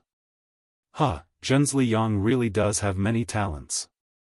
Huang Longshi, this madman, should have no one to rely on and die without a grave. The little bookcase laughed and held the jade pendant with both hands. "Then I have seen a palace attendant Jijia. I liked her at first glance. If I see her again, I will give this jade pendant to her." The Li Yongming emperor who had won the title of the previous emperors through his diligence smiled. He nodded and said, "Uncle Emperor is telling you, the jade pendant has to be given to her when you grow up. Then you will have a wife. Don't worry, Zhen will first find that palace attendant for you and keep her for you." The little bookcase pecked like a chicken and nodded vigorously. With the spring breeze caressing his face, the son of the Zhao family turned around and walked towards the attic with a cold smile on his face. According to the law of Liang, posthumous titles were bestowed. Beautiful posthumous titles were divided into civil and military officials, with characters at the beginning, and then the character Zheng at the beginning, followed by the characters Zhen, Zhong, Duan, Kang, Yi, and so on. The posthumous titles of military officials were on the lower side, the number of characters was also fewer, but they were still divided into 18 ranks. Therefore, there were 2 sayings: scholars should be bestowed 24 titles and men of character should be bestowed 18 titles. In the past few years, most of the court officials who died were civil officials. Although these old people were not so exaggerated as to receive posthumous titles such as Zheng, Zhen, Zhong and Duan, but in the eyes of the world, they could not escape the title of Zheng, Zhen, Zhong and Duan. For example, the 2 masters of the Song family, as well as the leader of the Green Party who had experienced 3 dynasties, Shangzhu Guolu Fei Qi, were among the posthumous titles. Unfortunately, these fellows' integrity could not be preserved in their later years. Although they were among the 24, their posthumous titles were extremely low. On the contrary, the Lu family, whose family's prestige was far inferior to the Song family's Gangnam-du, Ling Lang and Man of Jade, had the highest chance of obtaining 2 of these great posthumous titles. Su Shao. Zhen will not give you any evil posthumous titles, but you have long been stripped of your title of de Zhuguo. Therefore, as a military official, you can forget about receiving a civil posthumous title. Moreover, as a military official, Zhen will generously give you the lowest rank of Wu Li. After you die, no matter how timid the fence-sitter is, they will use their mocking laughter to send Su Shao off for the last time. That night, the prince's mansion of Mount Qingliang, who was used to the old Prince Liang's tiredness, did not have any abnormalities. They even felt that when they woke up tomorrow, they might be able to see the old man and the young Prince Liang strolling together in the distance. Chapter 979. In the inner room of Su Zhao's small courtyard, Su Weishang's wheelchair was close to the door. Her hands were placed on her lap, tightly clenched. Su Longxiang, who had hurried back home, stood at the head of the bed with red eyes, her head bowed. Looking from outside the door, she could only see the back of a person sitting by the bed. The old man lying on the bed tried his best to suppress his coughs and said slowly, "Dad knows you don't like this Su Shao who only knows how to prattle and reason. Yes, your dad is very good at using swords and spears. I'm not a person who preaches reason without permission, and I don't like it either. All these years, I've been a rough man who beats whoever scolds me. I'm an old man who stands on the left and right of the throne room with a saber, depending on my mood. But if I don't say these things and finish my words, I won't be at ease. Remember, since you're the king of Beiliang, you have to be able to listen to what you don't want to hear. You have to be able to tolerate people you don't like. The same rice feeds different kinds of people, and everyone has their own difficulties, so they have their own love, hate, and temper. Especially those who don't remember the good of others. Most of the time, you have to endure it. Who asked you to be the king of Beiliang? You don't have to lose to anyone, but you have to take care of the overall situation. I've been the great general and king of Beiliang for so many years, but I also have a lot of grievances that I can't tell anyone. I remember that year when I took a group of old brothers out of Jinzhou to Liao, we were miserably harmed by a powerful military officer in Liang. Many of our brothers died. In a fit of anger, I took more than 40 brothers who didn't die and went to his house. Of course, we didn't go there to eat and drink, but to kill his entire family. We tied them up and dragged them into the courtyard. Do you know what happened after that? That guy's name was Kai Qinghe. Now, there was definitely no one who remembered him. Kai Qinghe was unscrupulous in climbing up the officialdom. This guy was cold-blooded and ruthless when he was scheming against others. He agreed that the two armies would advance and retreat together, but in the end, he watched as my 800 people fought against 2,000 enemies without bringing his 1,000 people into the battlefield. After that, he even brought a message to me, saying that he would rather not have military merits than let me, Su Shao, take the position.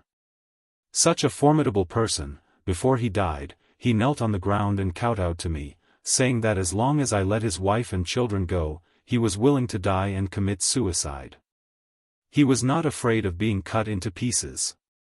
In the end, of course, I didn't agree to his request. His entire family of more than 30 people, old and young, were all killed in front of him. That's because I, Su Shao, still had more than 40 brothers standing behind me. Moreover, if I didn't do that, there was bound to be a second Wang Qinghe and a third Song Qinghe who would jump out and harm me. I, Su Shao, may not be afraid of death, but I'm afraid of my brothers dying for me. Fighting for the country? Fighting for the country requires people to die. Many people have died. As long as I, Su Shao, am alive, I owe it to those old brothers who died long ago. When did father become afraid of death? It was after I married your mother. In father's world, it was much easier to die than to live. Those who were afraid of death might not necessarily be able to avoid death, but those who weren't afraid of death would definitely die.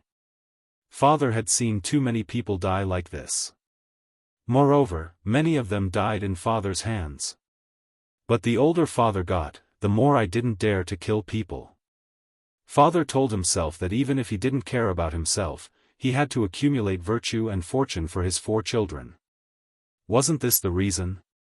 No matter how uncouth father was, he also knew that as a parent under the heavens, there was no reason for him to leave anything good for himself. When father was young, he wasn't sensible. He was much more sensible than you were when you were young.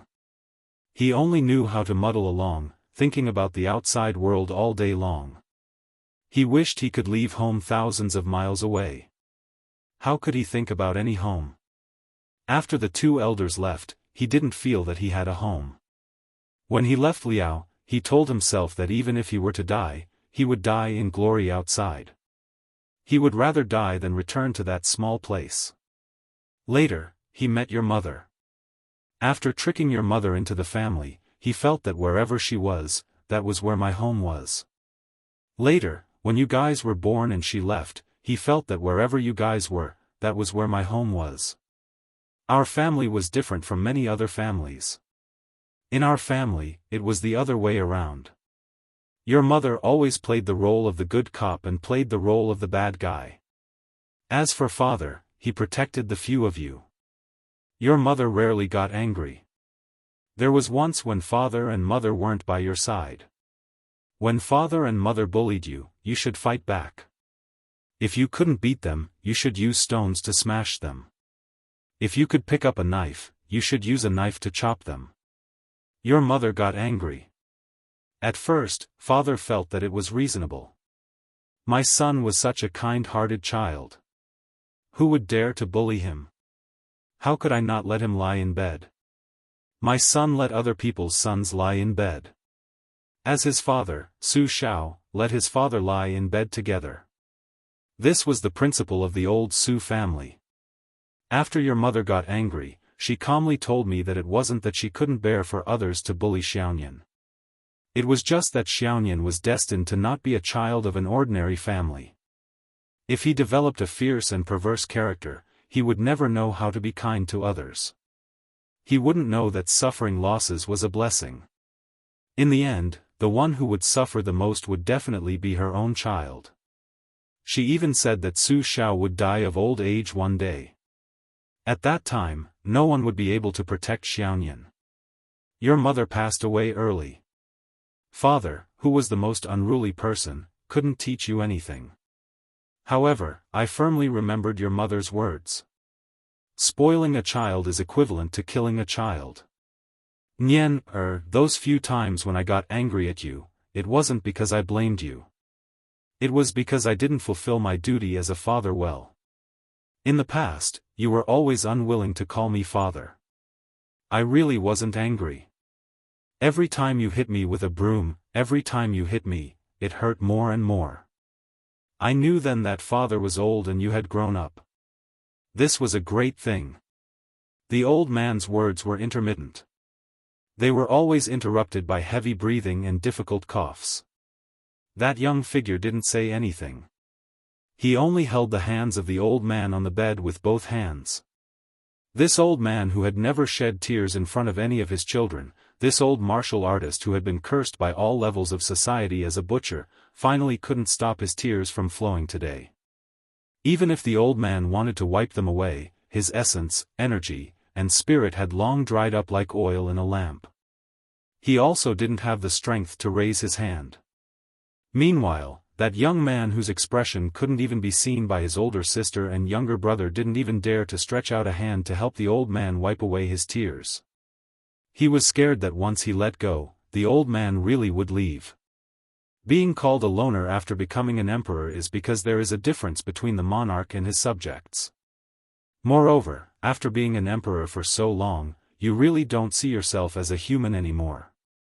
You really think you're some bullshit son of heaven. Our Su family relied on our own efforts to become this king of Beiliang. He's not much different from an emperor. Let's not talk about other things. The feeling of being a loner is not good. Father has tasted it before, so I don't want you to walk down this old path even more. That's why back then, when I let Yan Jieshi's family go and let them go to the capital to become relatives of the imperial family, Father has never regretted it. Su Shao even dared to curse the old grand secretary until he was half angered to death, so how could he place a pedantic scholar in his eyes? Father just doesn't want you and Yen Chiji brothers to become enemies. Even if you two are destined not to be brothers, it's good enough to let you two have some good memories. Father's happiest moments these past few years, one was returning home from the border, seeing all of you well, the other was occasionally dreaming of your mother. Ever since your mother agreed to marry me, I, Su Xiao, have always owed her. The only thing father complains about her is that she left early. Between husband and wife, the one who leaves later is the one who suffers the most. This suffering isn't about working hard for the family business, it's all what we men should do. It's just that many times, when something good happens, there's no one by my side to say a few words. Either that, I miss her very much, but I can't see her, right? The world is very big, father has traveled to many places and met many people, but in father's eyes, there has always been only one woman, your mother. At the door, Su Weisheng covered his mouth with a fist, still sobbing uncontrollably. The loquat tree in the courtyard was personally planted by your mother after she came here. In the future, when there are loquats and you miss father and mother, remember to pluck some and put them on the grave. Nian, father will leave your second sister and Huang Manor in your care, as well as our Su family. Our Su family's 300,000 armored cavalry, in the future, you'll have to carry them alone. You'll be very tired, don't blame father for letting you take on this burden. The young figure nodded. Huang Manor raised his arm to cover his face, sobbing softly. When the old man said the last words of his life, Su Weisheng threw himself out of the wheelchair, wailing loudly. The young figure raised his head. With his back to the siblings, he only opened his mouth wide, crying silently for fear of disturbing the old man who had his eyes closed. In the end, the old man said, "Father, sleep for a while." Chapter 980. During the rainy season of the first year of Xiangfu, Bailiang Palace removed all of its large red lanterns. The festive red couplets were also replaced with white couplets in the wee hours of the morning. Coincidentally, there was a slanting wind and a drizzle. The trees wanted to be quiet, but the wind and rain did not stop. The children wanted to be nurtured, but the parents were no longer there. The raindrops struck the roof tiles of the tens of thousands of clumped-together tiles. From far to near, gently and heavily, they wrapped around fine streams of water that trickled down the roof troughs and eaves. It was like a wine cup hanging from a wine cup, a dense web of knocking and gliding notes. When the couplets outside Mount Qingliang were changed to couplets that everyone could see, all of Liangzhou was dumbfounded. Word spread from 1 to 10, and from 10 to 100. Many old people gathered their courage and came to the outside of the prince's mansion at the foot of the mountain to personally see the ghastly white couplets. Then, 2 hours later, not a single firecracker or drum could be heard in the city. The main road of Liangzhou led directly to Bailiang Palace. The streets were covered in white mourning. Afterwards, Liangzhou's provincial governor, Hu Kuei, dressed in mourning robes made from the coarsest linen, led all of the Liangzhou government officials to the Yi Gate. Hu Kuei did not step onto the steps. Instead, he stood at the bottom of the stone steps and faced the tens of thousands of Liangzhou commoners on the main road. After a moment of silence, he turned around and shouted with all his might, "Bow!" The wind and rain were dark. A large swath of people knelt on the streets in a vast expanse of whiteness. 1 bow, 3 kowtows. The sound of the 3 kowtows was as heavy as spring thunder. Bow again. Bow 3 times. 1 bow, 3 kowtows, 3 bows, 9 kowtows. Great Peace City, Jianghu. The officials of the capital all considered the morning court to be hard work. Many old foxes of the officialdom had long since developed the ability to enter the forbidden palace on time. However, 80 to 90% of the officials had gathered early outside the palace gates. A strange celebratory atmosphere appeared on the imperial road. No one went to break that layer of window paper. Although everyone in Great Peace City already knew that the old man from Bailiang was finally dead, countless people were clapping and cheering. They formed cliques and groups. For this reason, they floated white after white and were dead drunk. They had to be carried home. According to the laws of the Liang dynasty, the death of a vassal king must be reported by the crown prince to the imperial court and the court of imperial clan within the capital. Lame Su was a king with a different surname, so the court of imperial clan did not mind. Logically speaking, the crown prince should also rush to inform the crown prince. However, the Ministry of Rights in Great Peace City could not wait. The crown prince was magnanimous enough to not fuss over this matter. He only set up a rule that in this morning's imperial court, the crown prince would first present a memorial to the crown prince of northern Liang. For this reason, the Ministry of Rights was in chaos. First, the Minister of Rights, Lu Daolin, who was related to Butcher by marriage, said that he was sick and did not care about the affairs of the Ministry of Rights. Without a leader, the two third-rank left and right assistant ministers of the Ministry of Rights had different opinions and could not work together, so they pushed the responsibility to each other. As for Jiang Yongle, who was in charge of the Ministry of Rights, compared to the two cunning assistant ministers of the Ministry of Rights, Jiang Yongle was originally one rank lower. He was also in charge of the memorial to the Crown Prince of Rights. Actually, in the past, when he bestowed posthumous titles, there were traces that could be followed. The Crown Prince's thoughts were not too deep. The Song family's young teachers, Wen Huai and Lu Feiqi's Wen Gong, were both written by him. The two were at the back of the Liang dynasty's posthumous titles. Jiang Yongle took one of the four meanings of the word Huai, which corresponded to the meritorious deeds of the Song family's young teacher. The head of the Green Party, Lu Feiqi, took the meaning of consecration. However, when it came to the king of Beiliang, Su Shao, to attempt to make a conclusion about this human butcher, how much courage did he, Jiang Yongle, have? How many heads could he chop off? Even if he was lucky enough to guess the emperor's thoughts, as long as it did not conform to the opinions of the world, or did not conform to the tastes of the court officials, or even cause the martial artists of Beiliang to hold a grudge against him, he, a mere department for purging officials, could casually make things difficult for someone, and he would have no chance in his official career in this lifetime. Jiang Yongle almost wanted to give this fellow a punch, but in the end, he did not have the courage to do so. Pan Chunjian was a true martial artist of the battlefield. If they really fought, even 10 Jiang Yongles would have to lie down. Jiang Yongle was sullen all day, as if his wife had died. In the past 3 days, he had lost countless strands of hair. In particular, Jingzhe had spent the last few hours sitting by the light of a lamp before morning court.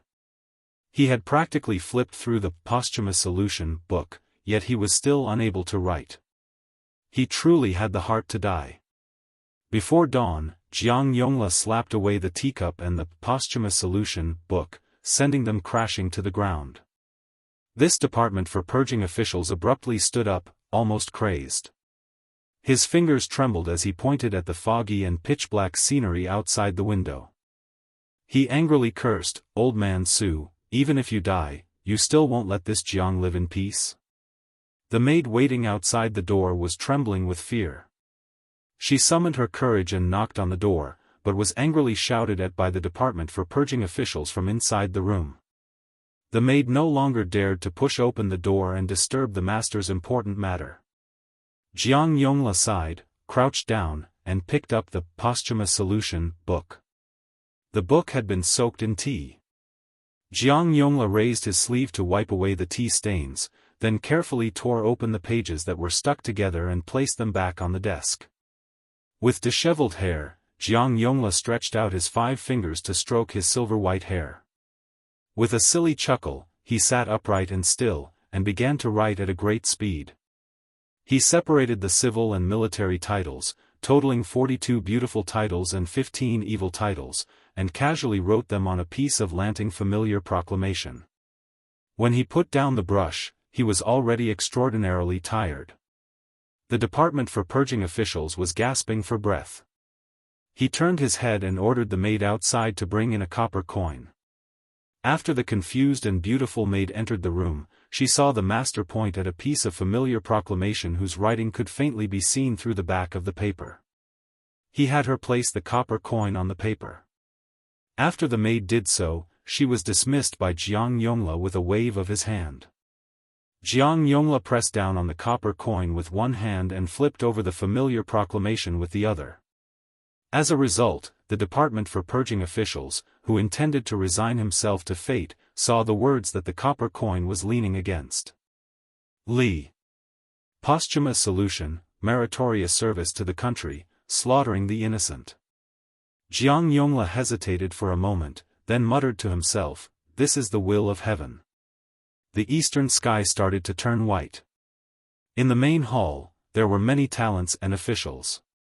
Most of them were wearing the purple court robes that only third-rank officials could wear. Some of the elders who were conferred the title of Duke and Marquis even had official patches embroidered with pythons. The assistant ministers and officials who wore the red robes were mostly at the back. Now that they had been conferred the title of king and vassal, there was only one crown prince, Zhao Zhuan, left in the main hall. He stood alone in front of the officials to his left and right, closest to the 9 steps. The emperor of the Zhao family sat on the dragon throne. 2 giant incense burners were surrounded by immortal qi. He sat in the north and looked towards the south. When the weather was good, he could even see the imperial road far away. The emperor looked away. Almost no one in the main hall dared to raise their heads. Only Grand Secretary Zhang Jiulu, 2 or 3 officials of the 6 departments, and a few generals dared to look at him. Only Tantanan Huan raised his head and stared. The emperor didn't know what the old man was looking at. He looked around. The Minister of Rights, Lu Daolin, didn't come to court. The new Minister of War, Chen Jibao, had his eyes closed. Gu Jiantang guarded the border all year round and all the military officials in the main hall looked up to him. It was said that Chen Jibao had received old Minister Gu's instructions. At the beginning, he was well behaved and many of the military affairs were handled according to the new Minister of War's wishes. Actually, Chen Jibao didn't get involved and was rather lazy. He spent his days in the Gu hut reading. Later, Gulu probably felt that this little person was at his wit's end and started to provoke him. In the end, the treasurer of the Ministry of War, Huang Yi, was stripped of his official robes and thrown out of the Gu hut. The assistant ministers in the Gu hut, Shuang Lu, Lu Baijia and Lu Xingxiang didn't do anything and didn't even lift their eyelids. Huang Yi, who had a wide network of connections, went everywhere to persuade them. After this, the censorates started to impeach Minister Chen. In the end, the emperor casually revoked manager Huang Yi's official 4th-rank title. Under the emperor's feet, Huang Yi didn't dare to be angry or say anything. He ran to the border to relax. However, the pillar of country, Gu Jiantang, didn't even want to see him. Huang Yi was still a bachelor and became a joke in the capital. Chapter 981. If the group of old fellows from the censorate didn't bark at the morning court in Liang, it wouldn't have led to chaos among the various factions. The various ministries had always been concise and to the point when announcing matters in court. Because the emperor was extremely diligent and often worked through the night to approve matters, as officials, they had to be more understanding. All kinds of matters would receive the emperor's nod or rejection in the central government of the dynasty. The policies passed would then be disseminated to the world and benefit the north and south. Today's morning court was unusually smooth. The Minister of Revenue, Wang Xiongui, reported to the emperor about last year's land measurement and tax collection in Jiangnan and Guangling, as well as the audit of the various storehouses and granaries. As the next helmsman of the Zhang faction, Wang Xionggui's knowledge and achievements were outstanding. When he reported, his voice was mellow. Not to mention that the content was a good thing, just Wang Xionggui's calm demeanor was enough to subdue the younger generation in the hall. The Minister of Appointments, Zhao Yuling, also gave an old-fashioned and suspicious report of victory. He concluded last year's capital examination of the achievements of the various officials in the capital. The emperor also took advantage of the situation to have Minister Zhao, who was born of a concubine, preside over this year's great evaluation of the world's officials. Yin Mao Chun, who was #1 among the prime ministers, would no longer assist him. Last year's capital examination was the emperor's intention to have Zhao Yusong kill a chicken with a butcher's knife. In reality, it was to pave the way for Prime Minister Yin. Everyone in the main hall was well aware that if the Minister of Rights, Liu Daolin, wasn't present in the hall today, they would have announced that Yin Mao Chun would be presiding over this year's imperial examination. The so-called disciples spread all over the world, but the number of pillars of the imperial court who could be said to be the mainstay of the imperial court could actually be counted on one's fingers. Old Master Song, Grand Secretary Zhang. It was very simple. Soon after, Chen Zhibao, who rarely spoke in court, opened his eyes. When he took a step to the side and entered the field of vision of all the civil and military officials, a purple-robed official who had been secretly moistening his throat immediately shrank back. Chen Zhibao's words were cold. He spoke about the 2 Liao guard stations and the disbanding of the military towns in Ji province.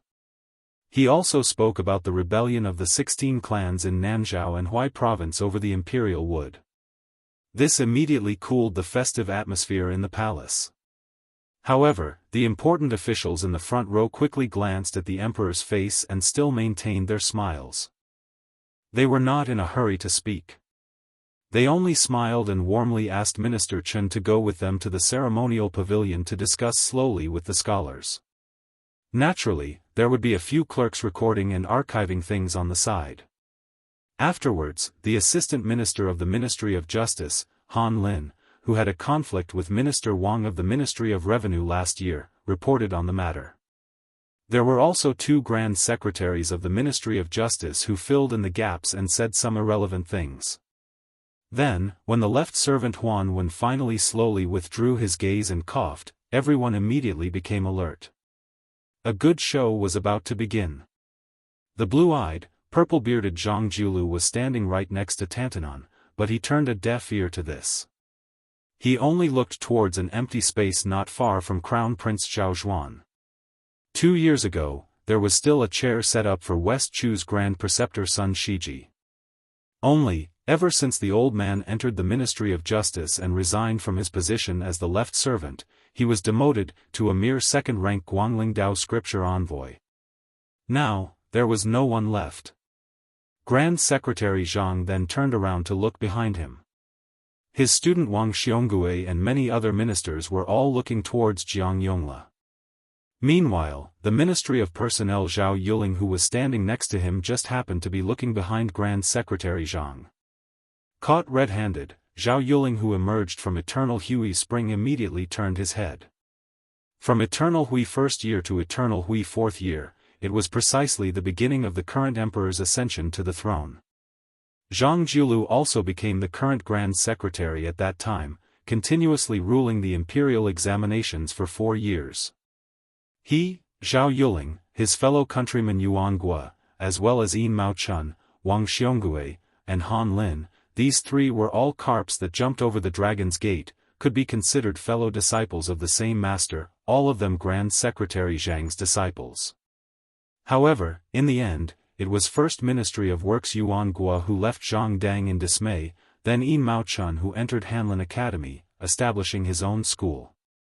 Immediately afterwards, Han Lin was also expelled from Zhangdang by Grand Secretary Zhang, never stepping foot into that Zhangdang again. The Ministry of Personnel, which had great authority among the 6 ministries, had always been viewed as Grand Secretary Zhang's own residence.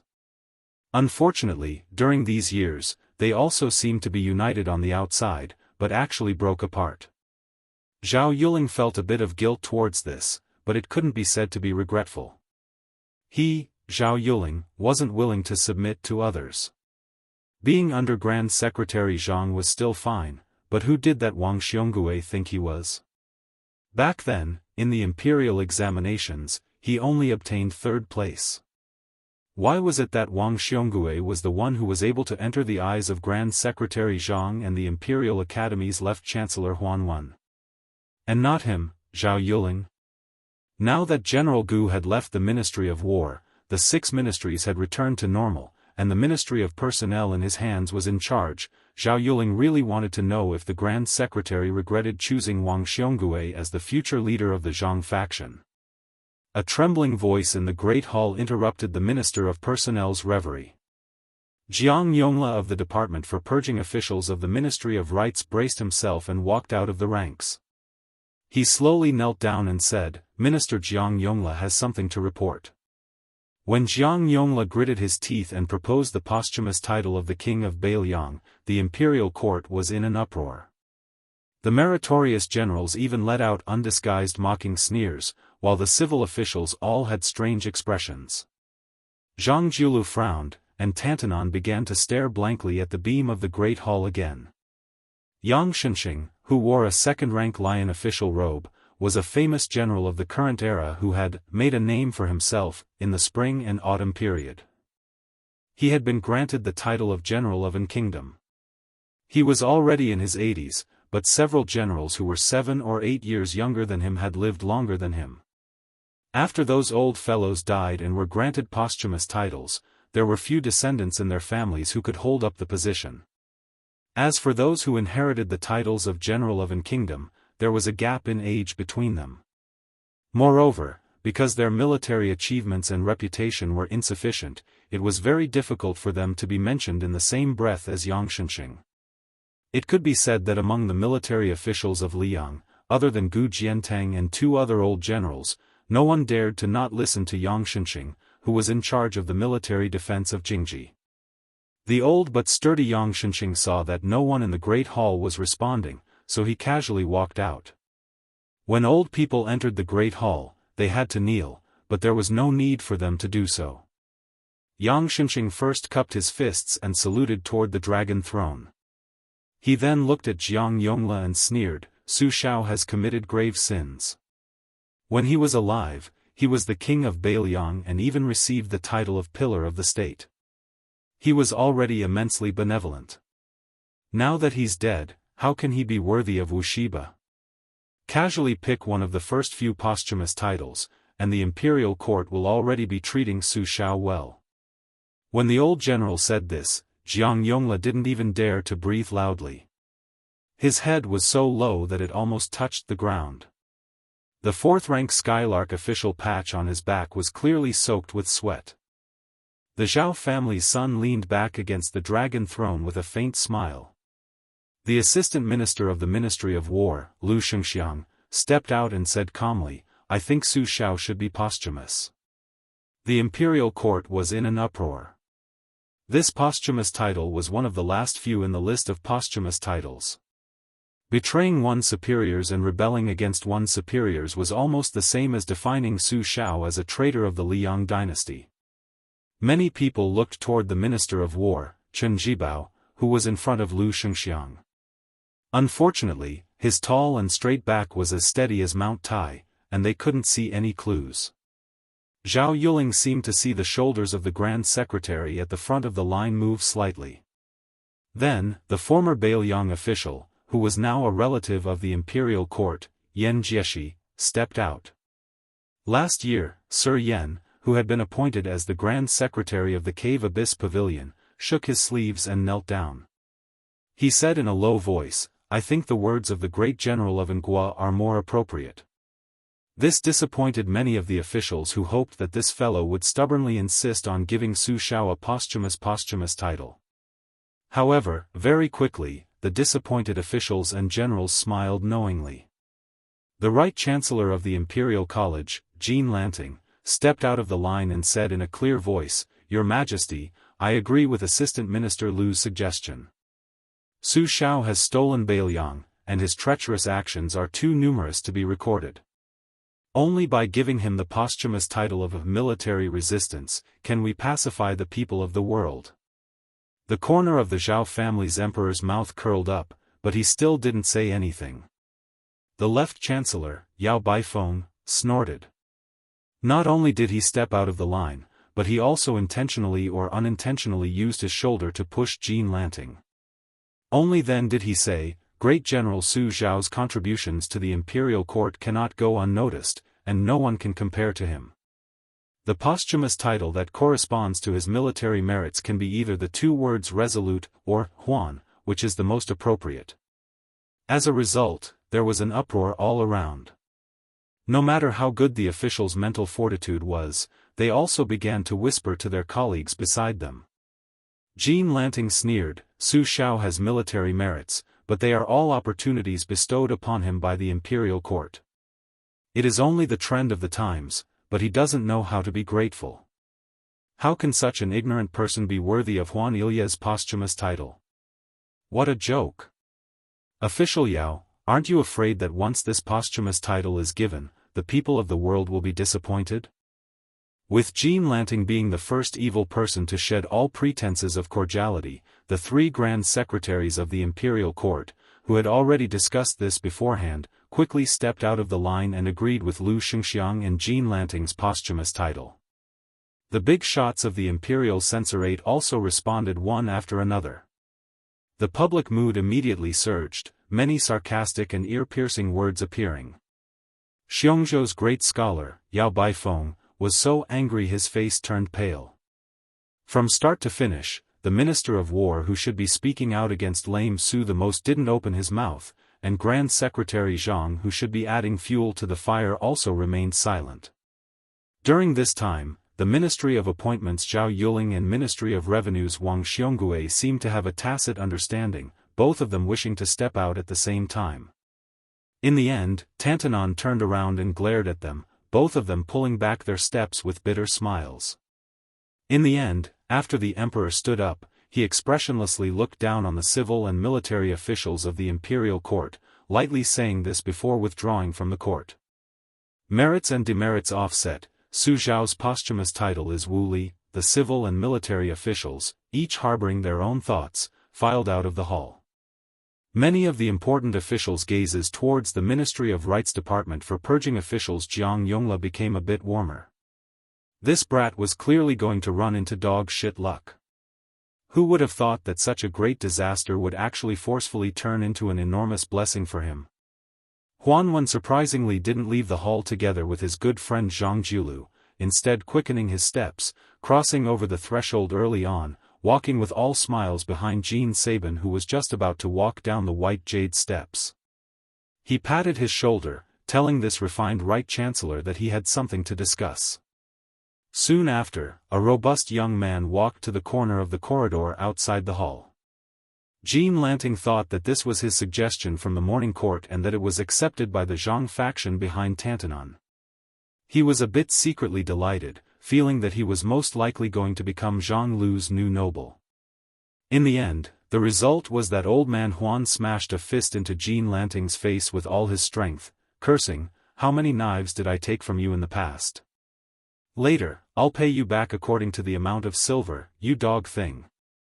The right chancellor covered his face, staring blankly at the old man's departing figure, as if the sky had collapsed. On the steps, the left chancellor Yao Baifeng and Zhang Jiulu, who had rarely interacted with each other, were unexpectedly standing side by side today. Huanwen walked over, and the three elders looked at the imperial road outside the palace gate together. Among the majestic figures of the officials, Chen Zhibao was the most eye-catching. The civil and military officials of the pillars of the dynasty were all discussing spiritedly.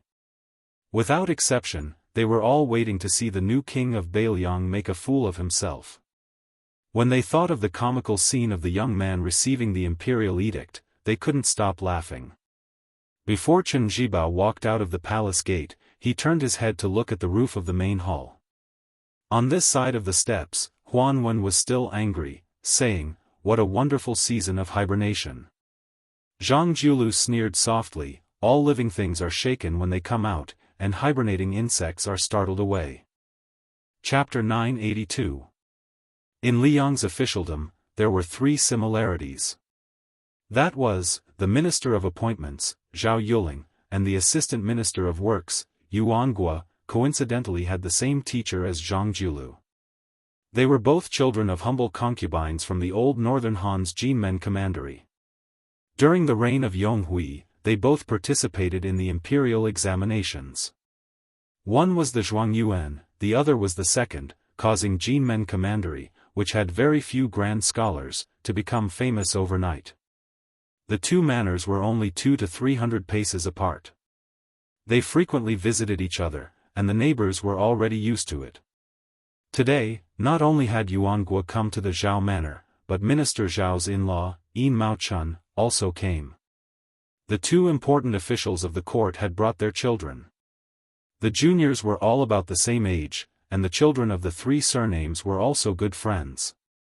At that time, Wang Yuanran, the youngest son of the Minister of Revenue, Wang Xiongui, had drunk and molested Zhao Yuling's second daughter. Of course, he had stirred up a hornet's nest. Moreover, he had beaten up the only son of the Assistant Minister of Justice, Han Xingyan, who had come out to mediate the fight. Unfortunately, he had provoked 4 families at once. However, it was a blessing in disguise. As a result, Wang Yuanran's title as the #1 young master in the capital was confirmed. Although he had been dragged to the Zhao manor by his father, the Minister of Revenue, to kneel for an hour in front of the Zhao manor, this did not prevent young Master Wang from being in the limelight in Great and City. Yuan Guo had no wife or children, but he had the best relationship with children among the younger generation. While Zhao Yuling and Yin Mao-chun, these two in-laws, were using the winter snow in the cellar to make tea, Yuan Guo was still drinking with a large group of young men and women. He personally heated up the wine and handed it over, not feeling that it was beneath him. The dozen or so juniors were used to it and actually felt that it was right and proper. For example, Yin Maochuan's eldest son, Yin Changgang, when he was young, he would sit on Uncle Yuan's neck every day and pee. The uncle and nephew even jokingly agreed that in the future, Yin Changgang would take care of Assistant Minister Yuan in his old age and send him off when he died. Just like when Han Xingyan went to drink with prostitutes for the first time when he was young, he was tricked by the old Yuan Guo. This made the old scholar Han Lin furious, so angry that he ran to the Yuan mansion's tightly shut main door without wearing shoes and cursing for a long time. As for Yuan Guo, he didn't feel the slightest bit guilty. When he opened the door, he would pick his ear wax with one hand and hold the wine pot he had casually stolen from the brothel with the other. With a mischievous smile, he asked Assistant Minister Han if he wanted to drink, angering Han Lin to the point that he broke off all relations with Yuan Guo. However, after this, Han Xingyan would often sneakily ask Yuan Guo for wine. Han Lin couldn't control him even if he wanted to, so he might as well not be troubled by it. Yin Changgang and Han Xingyan, as proper officials of the capital, had both participated in that morning court session. However, their ranks weren't high enough to enter the hall, so they naturally couldn't hear the storm raging in the hall clearly. At this time, Yuan Guo was sitting on the couch, holding Yin Maochuan's eldest grandson in his arms. He dipped his chopsticks in wine for the child to open his mouth and taste while vividly describing the 8 immortals crossing the sea in the imperial court. After Assistant Minister Yuan's embellishment, everyone who heard it was shocked. Just then, Grand Secretary Zhang's unbetrothed daughter and Prime Minister Yin's youngest daughter also entered the room. Yuan Guo, like an old urchin, shamelessly asked the 2 girls to be his uncle and massage his shoulders. Zhang Gaoxia, who was notorious among the children of Great and City Yamen, glared at him. She, who was wearing a sword, pulled it out 2 inches and then fiercely returned it to its scabbard. Assistant Minister Yuan, who was familiar with this heroine's temperament, could only smile awkwardly. Fortunately, Yin Heyun was much more obedient. She sat diagonally by the couch and massaged this uncle's shoulders. Yin Changgang shot a glance at the tall Zhang Gaoxia and then quickly retracted his gaze. He chatted idly with his wife, who had returned to her maternal home today, about trivial household chores. Han Xingyan's expression didn't change. He only sighed inwardly. How could he not know Brother Yin's feelings for Zhang Gaoxia? Before he became the groom, all of his friends of the same age were congratulating Brother Yin on becoming Minister Zhao's son-in-law. They all said that the Yin and Zhao families were well matched in terms of social status and that they were a perfect match. But that night, Yin Changgang had only dragged him and Han Xingyan to a small restaurant to drink to drown their sorrows. Han Xingyan exhaled. Why else would it be said that threads of love were easy to tie and hard to untie? Speaking of which, it was strange. In terms of beauty, Zhang Gaoxia wasn't even as good as his sister-in-law. She had the same pair of blue eyes as her father, the Grand Secretary. Also, if a woman's lack of talent was a virtue, then Zhang Gaoxia really deserved to be unable to get married. She could compete with the crown prince consort, who was nicknamed Female Scholar, and no man could beat her. Her swordsmanship was also extraordinary. She had studied under the Dongyue sword pool great grandmaster Song Nianqing and the #1 swordsman of the capital, Qi Jiajia. Naturally, she was nothing but an embroidered pillow. Even the Tangxi sword immortal, Liu Baijia, praised her talent in the way of the sword. The first prince, Zhao Wu, had suffered at Zhang Gaoxia's hands. This woman was truly a heroine who could do as she pleased in Great Peace City. In any case, if she was alone, no one could beat her. Competing in family background? Sorry, her biological father was Zhang Jiulu, and her adoptive father was Huan Wen. There was also a large group of court officials like Yuan Gua, who had left the Zhang faction but still cared about their relationship, supporting her. Who would dare? Yuan Gua still wanted to take a pair of chopsticks for Prime Minister Yin's young grandson to dip in wine, but Zhang Gaoxia, who couldn't stand it anymore, snatched the child away. Yuan Gua could only change the topic and ask, where were we just now? Minister Zhao's youngest son, Zhao Wenwei, was still a youth. He said excitedly, Uncle Yuan was just talking about how that Imperial College's third young master Jean had a bloody nose and a swollen face for some reason. Yuan Gua chuckled and said, that's right, this old punch was given by our Tantanon's old master Huan. It was truly crafty and ruthless. Poor Chancellor Jean first angered Master Yao, and now he was beaten by old Master Huan, who was once half his official guide. Blessings never come in pairs, misfortunes never come singly. Therefore, you melon children, in the future, you must remember to tuck your tail between your legs when you become an official. Don't get too carried away. There's always a higher mountain. Whether it's Uncle Yuan or your father, their hats aren't small, right? Heh, you still can't avoid convention. The three families knew each other well, and with Yuan Gua around, there wasn't any taboo at all. Han Xingyan frowned and said in a low voice, Uncle Yuan, although Chancellor Jin's hobby is to strike at Beiliang's betrayal and rely on this to gain a good name and reputation in the court, and his table manners are somewhat despicable, in the end, it's beneficial to the imperial court and the country. Furthermore, he does have a lot of brilliant ideas from a strategically advantageous position, making people can't help but slap the table in praise. He and Master Yao are at odds with each other inside and outside the Imperial College. This is a good thing for left servant Shi, so why did he have to fight? Aren't you afraid that this will enter His Majesty's ears? Yuan Gua slurped down a mouthful of wine and subconsciously rubbed his ears. He laughed and said, why would old Master Huan care about such a trivial matter? You guys are too young. Back then, when your father and I entered the imperial court as officials, the Grand Secretary's temper was exceptionally good. The one who was worse was old Master Huan. Uncle Yuan was pulled by the ear and scolded quite a bit back then. That's right, the matter of old Master Huan beating up Jean Lanting, forget it if you've heard about it, but don't talk about it in this room. It won't be good if word of it gets out. Otherwise, I'll have a headache from your father's nagging. Yuan Gua saw that Yin Changgang wanted to say something but stopped, so he drank all the wine in his cup in one gulp. He cried out in satisfaction and extended his cup to let Han Xingyan fill it to the brim. He grabbed a peanut and threw it into the wine cup. The wine was excellent and could hang in the cup, so even if the wine had already reached the top of the cup, it still didn't overflow at all. The assistant minister lowered his head to look at the ripples and was somewhat absent-minded. When he raised his head, he regained his composure and gently swirled the wine cup with a smile. I know what you guys want to ask the most. It's not that I can't talk about this matter, but... The heroine, who was teasing Yin Maochuan's grandson, said unhappily, I'll just pretend I didn't hear it. Yuan chuckled and raised his head to drink all the strong wine in one gulp. He chewed on the peanuts that tasted full of wine and said with an intoxicated expression, Wu conferred the title of 18. The Li character was originally a genuine evil title. When this old man Song wrote Jieshi, it was the late emperor who instructed him to change this character from evil to beauty.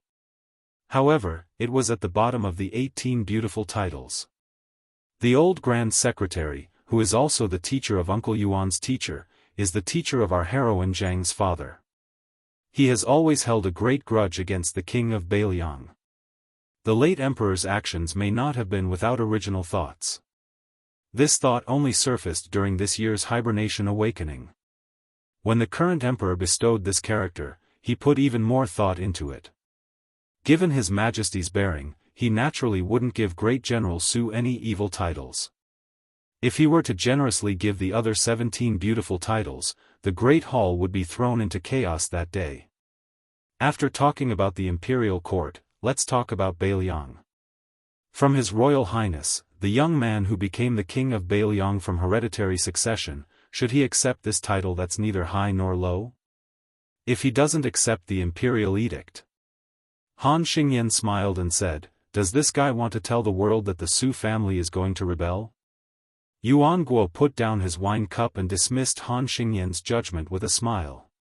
He continued, if Beiliang swallows his anger and accepts this imperial edict, given Beiliang's loyalty to the old vassal king, the new vassal king will undoubtedly lose the confidence of the army and the people. It's no different from tearing down his own house. With Uncle Yuan's words, do you think the young king of Beiliang should accept the imperial edict or not? Xingyan, I'm asking you. Han Xingyan thought about it and smiled. I bet that guy still doesn't dare to not accept it. He'll just try his best to minimize the big matter and pretend to be calm and do his best to suppress the matter of the posthumous title. Yin Chang'eng furrowed his brows and said, it's difficult. The scholars are all watching. Even if Beiliang blocks the news and the people don't know much, how can so many scholars not have access to the news? What's even more difficult is that accepting the imperial edict is unfilial. The 300,000 cavalry will look down on the new king. If he doesn't accept it, he'll be disloyal. Many scholars rushing to Beiliang will also have thoughts. In any case, the new vassal king is destined to be difficult. If he doesn't handle it well, he won't be able to please both sides. Yuan Guo glanced at Zhang Gaoxia and twirled his wine cup between his fingers. He laughed softly and said, this is just the first move in the new chess game between the imperial court and Beiliang. Next, the new vassal king will have to observe mourning for 3 years. No one in the imperial court is willing to ask for a revival of the love seizure for the new vassal king. This middle game, which will take 3 years, is even more of a headache. Even if he survives the middle game and resolves the hard-pressed internal problems, I'm afraid he'll have to face a hasty conclusion. If Bei Mang insists on fighting Beiliang first, Yuan Guo didn't say anything else. Chapter 983. Han Xingyan said quietly, it sounds like this new Prince Liang's future days are going to be quite miserable. Yin Chang'eng laughed coldly and said, it is indeed extremely miserable. Yuan Guo left the small couch, his body swaying as he said, I'm drunk. Go find your father to drink some hangover tea. Yuan Guo's hands rubbed his earlobes out of habit, swaying as he walked out of the room. Right now, the spring breeze still carried cold air. When the wind blew, he shivered. He turned around and saw Zhang Gaoxia following behind him. He slowed down his steps, saying in self-mockery, I, Yuan Guo, am the most useless of the eternal Hui Spring. During those years, Elder Huan scolded me the most and fiercely, and I have also disappointed Grand Secretary Great Sir. Zhang Gaoxia said this coldly, and then turned around to head towards Yin Chang'eng and Han Xingyan. You are indeed the most disappointed. It was as if Yuan Guo didn't hear anything, continuing to walk forward, his steps unsteady. This muddle-headed Prime Minister second in the Ministry of Works walked up to a giant spring god lake boulder that was 2 people tall, stopping in front of it, laughing to his heart's content. Speaking of which, in such a large family, Grand Secretary Zhang Jiulu wasn't some strict father, nor was he some kind of loving father. He never interfered with family matters, and when he treated his children, he always carried a cold attitude of letting them live or die on their own. The eldest son didn't seem to have inherited the Grand Secretary father's knowledge and talent, mediocre and unaccomplished. He served as a county magistrate in a lower county with less than 3,000 families on the outskirts of the capital. After 6 whole years, he still couldn't take a single step forward. In reality, even now, that county's officials still didn't know that this person was the Grand Secretary Great Sir's son. The second son was only a bookworm, unable to rely on the family's good fortune to enter Hanlin Academy and become a Yellow Door scholar, remaining a nobody. The younger son could only be considered idle, not even having half the guts to do evil. As time passed, even though he was Grand Secretary Zhang's young master, Wang Yuanran and the other capital's hedonistic young masters whose family backgrounds were clearly much lower than his didn't like to bring him out to play anymore, feeling like this fellow was too useless, bringing him out was just too shameful. Grand Secretary Zhang's daughters also married into mediocre families. Every time they returned to their mother's home, they wouldn't even be able to see their father's face. Even if Zhang Jiulu had nothing to do at home, he would still remain in his study, never showing his face. His daughters only dared to bring their husbands who couldn't even stand steadily in front of their Grand Secretary father-in-law to the study entrance, timidly greeting him with a few words through the door. Grand Secretary Zhang would at most respond with a neither light nor heavy sound, many times completely ignoring them. Only when Grand Secretary Zhang occasionally saw his grandson who had just learned how to walk would he reveal a faint smile. That was why in this manner, the only one who could exchange a few words with this father whose power could overturn all levels of society was the only one left, the still unmarried Zhang Gaoxia. The purple-bearded, blue-eyed Grand Secretary sat alone in the dimly lit study. This study was precisely Zhang Manor's thunder pool, not even his daughter Zhang Gaoxia could enter. After all these years, the number of people who could sit here could naturally be counted on one's fingers. Huan Wen was one of them, because there was only one chair in this room. Whoever sat down, it meant that the Grand Secretary had to stand. Zhang Jiulu never had any interest in fine wine or fine food, nor did he take any concubines. His wife was the daughter of his respected teacher, the old Grand Secretary. When that old woman married Zhang Jiulu, there was already a saying in the capital that the daughter of the Grand Secretary was the wife of the #1 scholar. When her husband also became the Grand Secretary, her appearance became even more revered, even the current Empress Zhao Ji having to treat her with respect. Only, the two's feelings were as indifferent as water, not exchanging many words throughout the year, treating each other with respect like a guest, even more so like ice. Zhang Jiulu also didn't have any interest in the 19 paths, but he was rather obsessed with the Chinese chess that Huang Longshi pioneered. Only, apart from Huan Wen, this old friend, he rarely fought with others on the chessboard. Most of the time, he just played with himself. Even after playing for more than 20 years, he still didn't get tired of it. Right now, Zhang Jiulu was moving the red and black chess pieces separately on the chessboard. This set of chess pieces and chessboard was completely carved from ivory. This expensive Chinese chess was sent over by Yuan Guo back in the day. There were top scholars, second scholars, and third scholars every year, but the group of young talents who entered the court's field of vision during the short 4 years of the spring of Yonghui were now famous officials who held great power in the court. As a result, they were destined to leave behind rich and colorful pages of praise in the annals of history. Of these nobles who were no longer young, Yuan Guo was the most interesting one. He was publicly acknowledged to be the most talented, but his reputation was the least prominent. His temperament was the most lively, and he was the most dissolute and unscrupulous. If this happened to an ordinary civil official, this would be called a distinguished scholar, but for an official who wanted to become a cabinet official, this kind of image was very fatal. Thus, at the time, no one would have thought of Assistant Minister Yuan, who was hanging around in the Ministry of Works. Not to mention Zhao Yuling, Wang Xiongui, and Yin Maochun, even the Ministry of Justice's Han Lin, who had a similar rank, was more outstanding than Yuan Guo. It was hard to imagine that Yuan Guo was the first of these 5 people to cross the threshold of the 4th level. Unfortunately, just having a good first move was not beneficial to the overall situation. The officialdom was a place that emphasized gradual progress, and later strength became more and more important. Otherwise, there would only be a miserable end of a strong start but a weak finish. Zhang Jiulu held a chess piece between 2 fingers and gently tapped the pile of dead chess pieces stacked up on the side of the chessboard. He muttered to himself, "The chess is good, but it lacks maturity. It can't be called a wonderful chess piece that can be used freely. At this time, it is too close together. Next, I can only either not use it or use it too much. But this is also human nature. After losing for so many years, if I don't make a comeback, I won't even have a chance to win against him in the future." This Grand Secretary glanced at the disorderly chessboard and lost interest. He stood up and walked to the window. The green willows in the courtyard were only half yellow and half unevenly distributed. It was indeed spring. Zhang Jiulu sank into deep thought.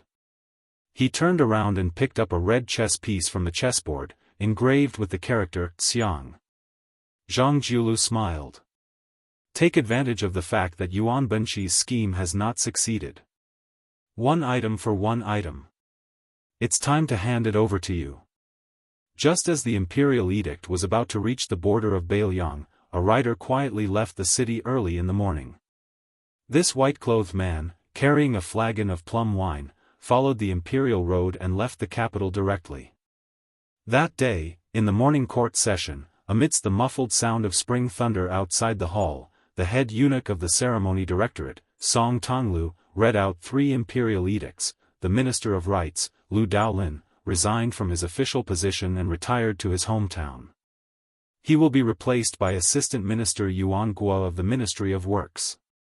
Chen Zhibao will resign from his official position and will be enfeoffed as the vassal state of Shishu. The Minister of War will be Assistant Minister Liu Baijie. The capital was shaken. Rumor had it that numerous old officials stumbled out of the ranks and knelt on the ground, sobbing. They directly admonished the Son of Heaven in court. They did not care about being reserved in their words and directly said that Chen Zhibao should not be allowed to return the tiger to the mountain. They also said that Beiliang was an example of that. It was fine to let a tiger live once, but how could they allow Chen Zhibao to gain power again? The emperor replied with, "Court is dismissed if there is nothing to do." Due to this, the 2 new ministers, Yuan Guo and Liu Baijie, who had both been promoted, did not have many words of congratulations. In the twilight, a middle-aged monk in white robes very absurdly entered the city with a woman by his side. Everyone knew that the court was wantonly destroying Buddhas. The armored soldiers at the city gates all stared at this man and woman in disbelief. Did this monk come to Great Peace City to seek death? The people of the capital, who were used to seeing grand scenes, all looked over like they were looking at a monster. The woman with ordinary looks joked, "In the past, when I wanted to see you, I couldn't see you even if I stood on my tiptoes. I had to jump and jump." The white-clothed monk rubbed his bald head and smiled warmly.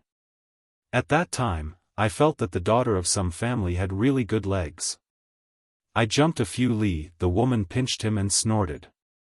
"When you come to the capital, don't flirt with foxes." "How could I?" Chapter 984. As long as a shameless vixen comes to seduce you, I'll take care of her. That's a bit difficult.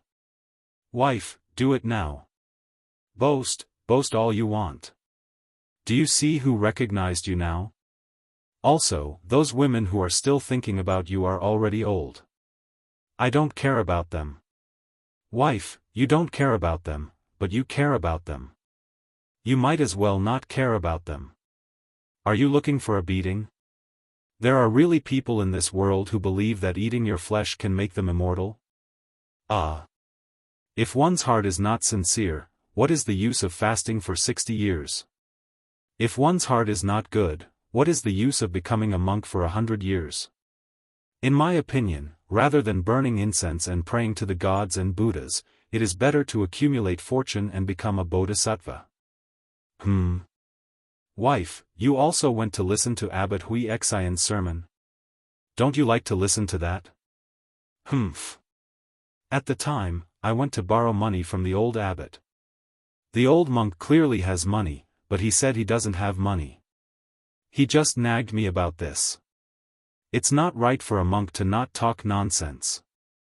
Wife, Abbot Wuxia Xianxia was not lying when he said he doesn't have money.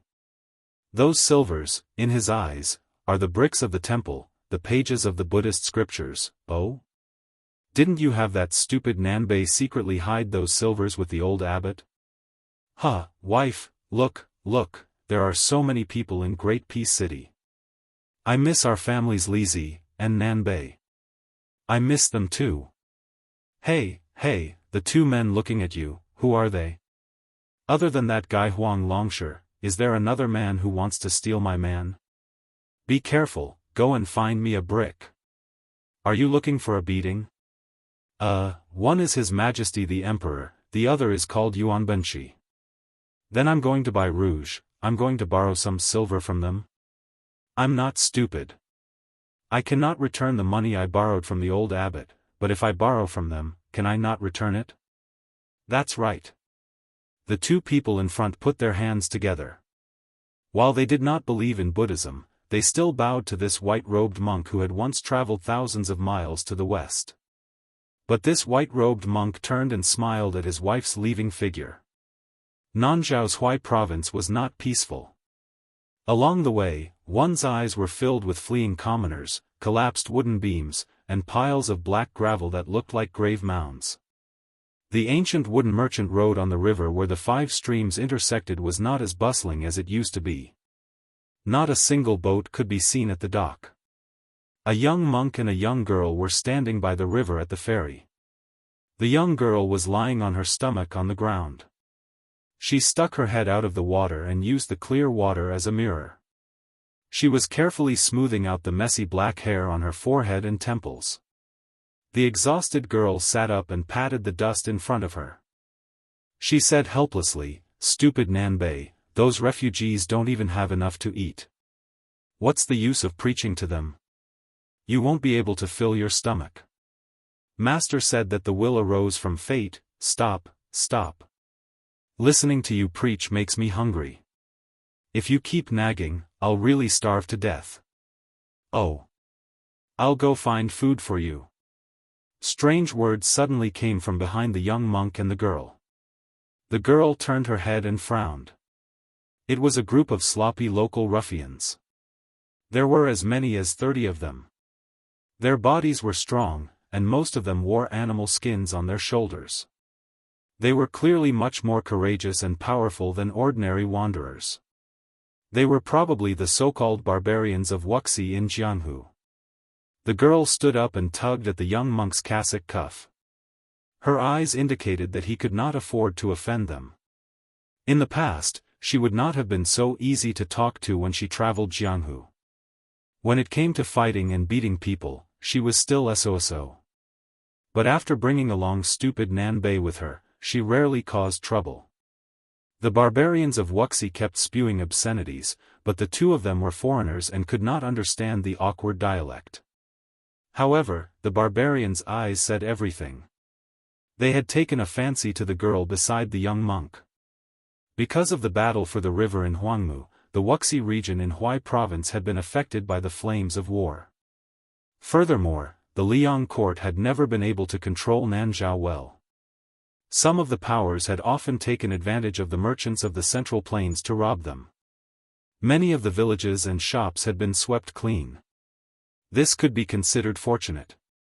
Losing money could still avert disaster, but many people had lost their lives. The girl said softly, "Let's jump into the stream." The young monk shook his head and said, "Aren't you hungry? How can you have the strength to swim?" The girl was so angry that she wanted to knock this idiot's head, but the young monk had already walked forward alone. He put his palms together and blocked the way. A barbarian from the Five Streams tribe strode forward and gave this little bald donkey who was courting death a punch on the head. After that, he took a few steps back and shook his wrist, only to feel a sharp pain. Then, he turned his head and babbled on and on. The next barbarian of Wuxia laughed nastily and jogged. He jumped high and kicked the strange young monk in the chest. The young monk's body swayed slightly, but his expression was still calm. The barbarians of Wuxia were clearly shocked. A few of them began to draw their sharp and shiny scimitars. The girl was about to pull the young monk into the stream when the young monk turned his head and grinned. He shook his bald head, his eyes firm. The young monk turned around again. He chanted silently and stretched his palms apart by a foot. Then, he suddenly put his palms together. The barbarians of Wuxia were stunned. They mistakenly thought that they had hit an iron plate. However, after waiting for a while and seeing that there was no movement around them, they laughed loudly. One of the swordsmen tapped his shoulder with the back of his scimitar and walked over with a sinister smile. The young monk's kasaya fluttered unsteadily. My Buddha Tathagata. In the tranquil stream, a violent wave suddenly rose without warning. A ferocious azure dragon formed by the stream took the shape of a heavenly king spreading his whiskers. It lowered its head and roared at the barbarians of Wuxia like thunder. Everyone was scared out of their wits. The girl, who had not bought a box of rouge since leaving home, sat on the edge of the ferry. She was not surprised. Instead, she looked gloomy. The young monk scratched his head and squatted beside the girl. After mumbling for a long time, he finally spoke. Lizzie, I'm just a monk. I don't know anything except chanting scriptures. Do you have to become a Buddha by chanting scriptures? Who cares about your sarira? Lizzie, are you hungry? Do you want me to go beg alms for you? Lizzie? Lizzie? The young monk sighed and looked into the distance with his hands on his cheeks. The girl, who had her back to the young monk, raised her sleeve and wiped her face. A team of 100 elite light cavalry escorted by a carriage had already seen the boundary marker of Yuzhou. They were just a few steps away from Bailiang Road. A senior eunuch of the Directorate of Credentials was sitting in the carriage with a bright yellow curtain. He was holding a golden lacquer box that he did not dare to leave his hand when he slept. Inside the box was the imperial edict granted by the Liang imperial court to Bailiang. The closer the old eunuch got to Bailiang, the more his eyelids twitched. He kept telling himself that he would be satisfied as long as he set foot in Bailiang's territory. Even if he died on the way, he would at least be able to bring the imperial edict to Bailiang. But in the end, he still felt lucky. After thinking about it, he still didn't think that the young king would dare to send assassins or refuse the imperial edict.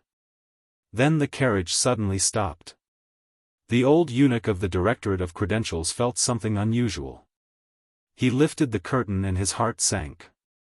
Near the boundary marker of Yuzhou, there were countless cavalries that stretched to the end of the post-house road.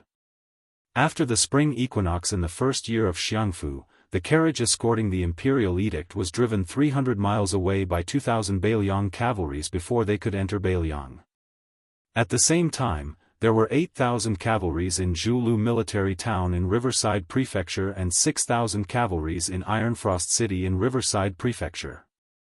The imperial edict was not allowed to enter Bailiang. Chapter 985. An unremarkable outsider had come to the Yao Manor.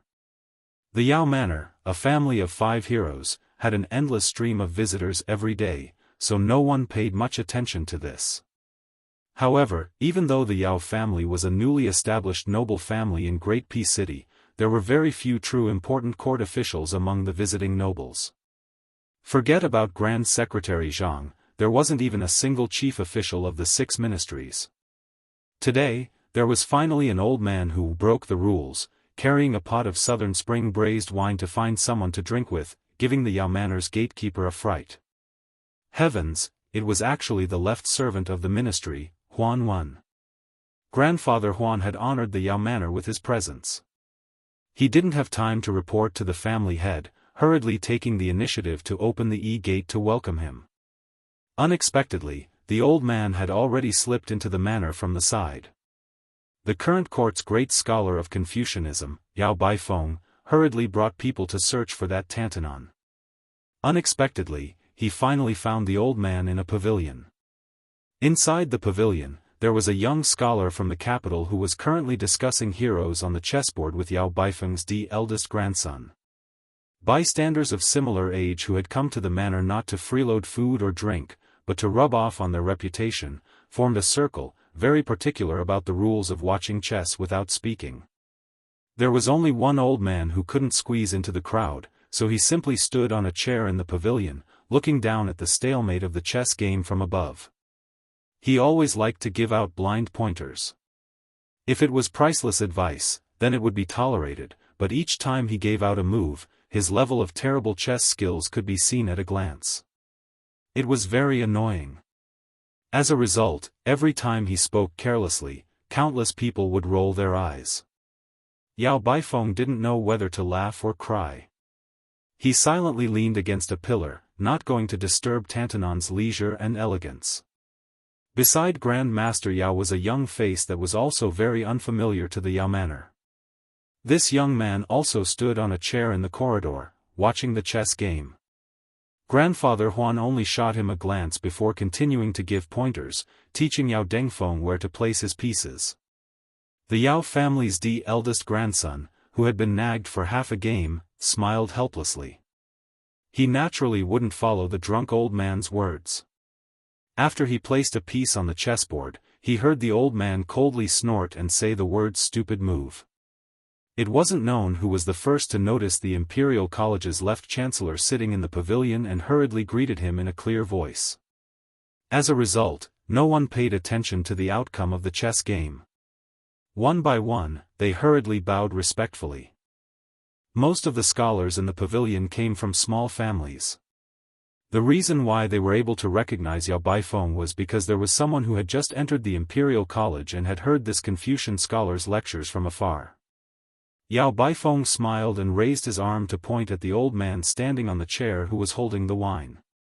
He smiled warmly and said, "You children, why are you bowing to me? Can't you see that there's a left servant Shi here? His official hat is much higher than mine. Tantanon, don't you think so?" Huan Wen said angrily, "We're only halfway through the game. Continue, continue. The two of you shouldn't be eunuchs who don't know how to play." The scholars in the pavilion were all quite shocked and were dumbstruck for a moment. They saw the young man standing beside Tantanon jump down from the chair and pass through the gap in the human wall. He walked towards the chessboard and bent down to pick up a white chess piece. He gently knocked it on a spot and smiled, "The game is over." He then straightened his body and turned his head to everyone with a smile, "Come, don't just stand there. Let's all pay our respects to left servant Shi. Let's not miss such a great opportunity." Huan Wen walked down from the long bench and waved his hand, "Forget it, forget it. This old man is only a guest today. I don't dare to bear the infamy of a guest bullying the host. If all of you know what's good for you, don't push this old man into the fire pit. Otherwise, if one day I fall into this old man's hands, I don't think he'll order all of you to walk 7 to 8 miles to buy wine. You'll even have to pay for the wine." Yao Baifeng let his direct eldest grandson send the group of scholars who felt extremely honored out of the pavilion. There were only 3 people left. Huan Wen and Yao Baifeng, these 2 old fellows of the Imperial College's left chancellor, were sitting opposite each other in the chessboard. The young man who ended the game stood behind Yao Baifeng. Huan Wen stared at the chessboard and laughed, "It really ended the game for you. That group of children just now didn't have such chess skills." Yao Baifeng nodded his head and said, "Sir Huan, this is the Sun Yin that I mentioned to you before. This year's literary champion of the imperial examinations will definitely be him." Huan Wen smiled calmly and said, "Oh, left chancellor, you've been thinking about it for so long and you've really gotten what you wanted? You're always dozing off and Bailiang side handed you a pillow? Do you have any secret? Tell me about it. How could Yao Baifeng not hear the murderous intent in Tantanan's words? It was obvious that he didn't trust Sun Yin, who was born in Beiliang. He frowned. Sun Yin smiled calmly and said, "A long journey tests a horse's strength, and a long time reveals a person's heart." Huanwen raised his head and asked calmly, "Oh. What do you mean?" Sun Yin answered, "I haven't made a name for myself for 3 years. After I amaze the world with a single brilliant feat, I hope that the province under old Master Huan will take me in." Huanwen continued to talk to himself, not taking part in the imperial examinations for 3 years is nothing for an ordinary person. After all, even if you take the examinations, you won't be able to make a name for yourself. I heard that you're proficient in the art of making and that you're aiming for the 3 consecutive titles. This is somewhat rare. Not going to the Imperial College, which is close to the water pavilion, not going to the blue-eyed 6 ministries to fish for oil and water, not going to the noble Hanlin Academy to earn reputation, but coming to the low-ranking yamen to sit on the cold bench? A bit interesting. Taking advantage of the fact that there were no outsiders in the pavilion, this old man took advantage of the fact that he was drunk to make things clear. Beiliang had Yan Jieshi and the white-eyed wolf Jean Lanting. As the old saying goes, one shouldn't do things more than 3 times.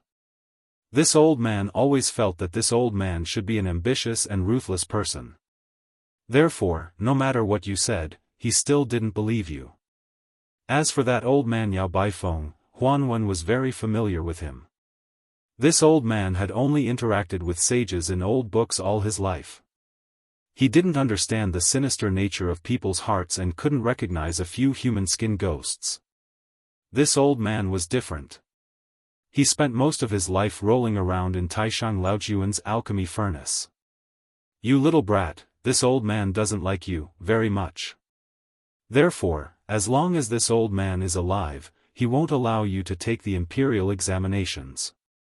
You can only come to the province under his tutelage and start as a small official. How about it? Sun Yin calmly said, "No harm done." Yao Baifeng was extremely angry. He no longer called Tantanan or left servant Shi Daran and directly called him by his name. Huanwen. Don't go too far. Grandfather Huan drank a mouthful of wine and squinted his eyes. What, you want to beat me up? A gentleman uses his mouth and not his fists. Besides, I've already beaten up the right Chancellor Jean Lanting. If I were to fight with you, the left Chancellor, where would the Imperial College's face go? Yao Baifeng stood up and angrily said, "Sun Yin, don't pay any attention to this scoundrel old man. Let's go and let this guy have his fun." Huanwen smiled and said, all right, old Yao, stop acting. Look at you, the Emperor, who isn't worried, the eunuch is. Sun Yin is still as calm as ever. Don't go too far. If it wasn't for our decades of friendship, I wouldn't have come out to be the bad guy. In the end, even if this kid really did get all the members and top scorer in one go, do you think the imperial court would dare to use him and Bai Yan would use him? It's not a good thing to become famous too early. Zhao Yuling and the others were able to achieve what they had today, not because they had great ability, but because Bai Yan had a big heart. In terms of knowledge, you are naturally good, the Wang Xianji of the literary world. But as an official, you can't even compare to the junior Sun Yin. Even though I don't like you, my favorite student who wanted to pass on his legacy, but at least I took the risk of losing my integrity in my later years and became his protective talisman. Once he entered the province, there would be less trouble and he would be able to establish a foothold in Great Peace City. The imperial court already has third brother Jean, it would be hard for them to make an exception and promote the young people of Beiliang. Also, Sun Yin dared to run into Bai Yan's blade in these few years. Even if he doesn't die, he will at least lose a few layers of skin. If you yell at me again, I'll take back my words and let you kill Sun Yin. How about that? Yao Baifeng couldn't say anything. Huanwen threw the wine gourd to the left chancellor. Go, personally fill it up for me as your apology. Yao Baifeng angrily threw the wine gourd back and sat back down. Chapter 986. Huan Wen carefully held the jug of wine and glared at him. He then sighed softly. Among the 3 provinces and 6 ministries, the imperial court has always intended to not have a chief official in the Hall of Secretaries. Although I, Huan Wen, have replaced Sun Shiji's position as the left servant of the Wuxia province, the Wuxia province has never been able to achieve anything. Logically speaking, it should have been the echo of the Hall of Secretaries. But now the Hall of Secretaries is in a stalemate with the Hanlin Academy. They can't make any noise and the Wuxia province has become a pitiful worm. However, the 6 ministries are powerful and this is not a long-term solution. The pivot of the household is not damaged and the running water is not rotten. It is time to change some of the pillars of the imperial court. Sun Yin, this old man wants to test you. He has already given you a question. You will answer it. Tell me roughly about the direction of the imperial court and why it is like this. Sun Yin smiled. Then let's start with 2 of the 3 imperial edicts. Liu Baijia has been promoted to Minister of War and Yuan Gua has been promoted to Minister of Rights. Now the Gu Lu has changed from General Gu Jiantang to the villain Tu Chun Jibao and then to the Tangxi sword saint of the Liu family of Yangzhou. The people of the Gu Lu have gradually scattered and can no longer be as united as before. With Guangling Daoist Liu Xianxia entering the Ministry of War, the Ministry of War is truly the Emperor's Ministry of War. The Gu Lu has only the form but not the spirit. Before the second master Chun Jibao left his post, he suppressed the treasurer Huang Yi. The original backbone of the Gu Lu, Gu Jiantang, purposely turned a blind eye to it.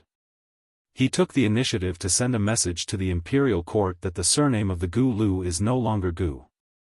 The emperor has the final say on what the surname of the Gu Lu should be. With the departure of the Gu Lu, only the Zhang faction was left. It should have been a scene of a higher level, but the Grand Secretary did not do so. In fact, for the past 10 years, the Grand Secretary had intended to cut off his own branches and leaves. He expelled Yuan Gua and Han Lin and deliberately distanced himself from the Hanlin Academy where he had made his fortune.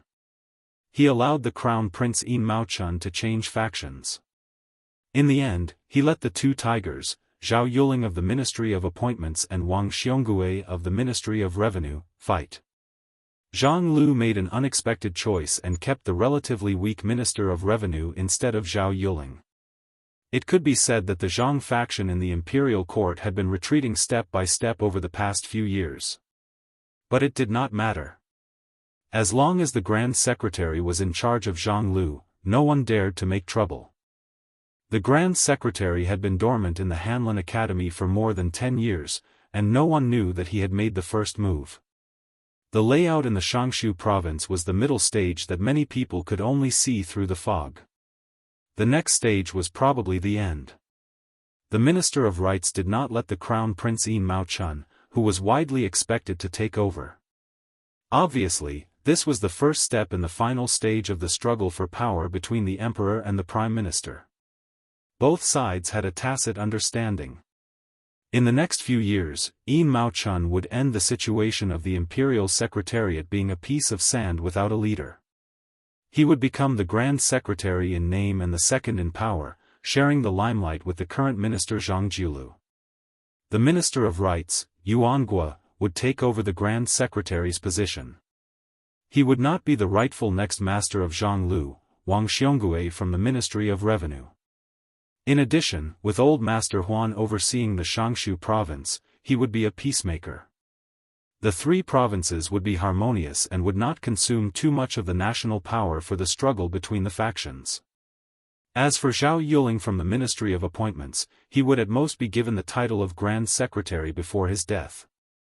After his death, he would be given an extremely high-ranking posthumous title. Although he would lose his position first, he would still be able to gain face. Generally speaking, it would be acceptable. Moreover, with his in-law, Yin Maochun, taking over the position first, Zhao Yuling would also have to avoid arousing suspicion. Huan Wen nodded repeatedly and said with a smile, "Then after I, old man Huan, die, who would be in charge of the Shangshu province?" You, Sun Yin, should not have any extravagant hopes. Before I die, I will definitely send a secret memorial to His Majesty to not let you gain too much power. Sun Yin's expression was calm and tranquil. With a smile, he said, "It's not like Grand Secretary Zhang is the only one with the ability to play this game of chess. Since the Prime Minister Yin Maochun has already surfaced, there will naturally be another Prime Minister. Right now, he is acting as a hidden dragon in the abyss. However, as to who this person is and where he is located, I, Sun Yin, cannot guess. I will probably have to wait for quite a few years. However, this person will definitely not be the Grand Secretary or left servant Shi Daren's disciple." Huanwen laughed aloud and said, "Kid, you're not bad. In the next 20, 30 years, it will probably be like this. Later on, this old man will bring you to Green Eye's residence. You can play a few games of chess with him. Green Eyes will most likely bear a grudge against you after you lose, so you will be able to play your part in the Shangshu province even more peacefully. You won't have to be a lackey." Yao Baifeng's expression was displeased. He released a heavy cold snort. Sun Yin hesitated for a moment. He then asked curiously, "Old man, why did you give Subarang Jean a punch?" The corners of Huan Wen's lips curled. Jean Lanting, that kid, being a parental official for the common people of Liang shouldn't be bad. Being a subject of His Majesty is even more loyal. However, when it comes to being a person, he is a bit too dishonest. I gave him a punch for his own good, so that he won't become too complacent and think that just because Green Eyes and I are backing him up, he can put everyone in his eyes. That's right, old Yao, this kid formed a clique in the Imperial College. I helped you vent your resentment and spread the word that I will return the money he was familiar with. Can you help me return the money?" Yao Baifeng said with a cold laugh, "Do you think I will help you pay this money?" Huan Wen shook the empty wine pot. With a helpless expression, he said, "No money, no wine, there is no way to continue living like this." Sun Yin continued to ask, "I heard that the new king of Bailiang sent troops to the border of Yuzhou and refused to accept the imperial edict?" Huan Wen said with a smile, "He chose the lesser of two evils. In this way, the imperial court should know that the new king of Liang is not a pushover. In the future, if they want to control Bailiang, they will have to think twice. There won't be too many moves on the surface, such as bestowing posthumous titles. However, there will be more moves in the dark, such as transporting grain from the south into Liang. Speaking of which, when discussing posthumous titles during the Jellyfish Awakening season, Yan Jieshi only counted as half of the people who spoke with a conscience. The other half was just putting on an act. Only you, Yao Baifeng, foolishly made a big mistake. In the future, the Imperial College will definitely be Jean Lanting's. That's good. I don't want you to have an official position anyway. If you want to study, you should go into seclusion. Studying is better than anything else. After Liang unified the spring and autumn period, His Majesty has been very tolerant of the scholars of the world. There has never been a literary prison. I don't want it to happen to your Yao family." Yao Baifeng said with emotion, "Since he can tolerate the world, why can't he tolerate a dead person's posthumous title?" Huan Wen rolled his eyes. "Yao Baifeng, oh Yao Baifeng, have you become stupid from studying? Is the ruler not human? Can't he have 7 emotions and 6 desires? You should be content. Being able to have such a wise ruler is already the greatest fortune of a subject." Yao Baifeng sighed. Huan Wen handed over the wine pot. "Old Yao, I beg you. Give me a good pot of wine. My stomach is full of old wine worms that are rebelling against me." Yao Baifeng could do nothing about it. He took the wine gourd and left the pavilion. Huan Wen chuckled and said, "Sit down. The pedantic old scholar has finally left. You and I can say some rebellious words." After Sun Yin sat down, he said softly, "Between the previous emperor and the current emperor, there is a king of Bailiang. Between His Majesty and the Crown Prince Zhao Zhuan, it is our Grand Secretary. The great general is high and the emperor is far away. He has 300,000 elite soldiers. With Beimang watching, the court does not dare to kill the Su family. They can only wait for Su Xiao to die and use his posthumous title to disgust people. But Grand Secretary Zhang, Huanwen glanced at this young scholar and slowly asked, "You are so smart. Does Beiliang know?"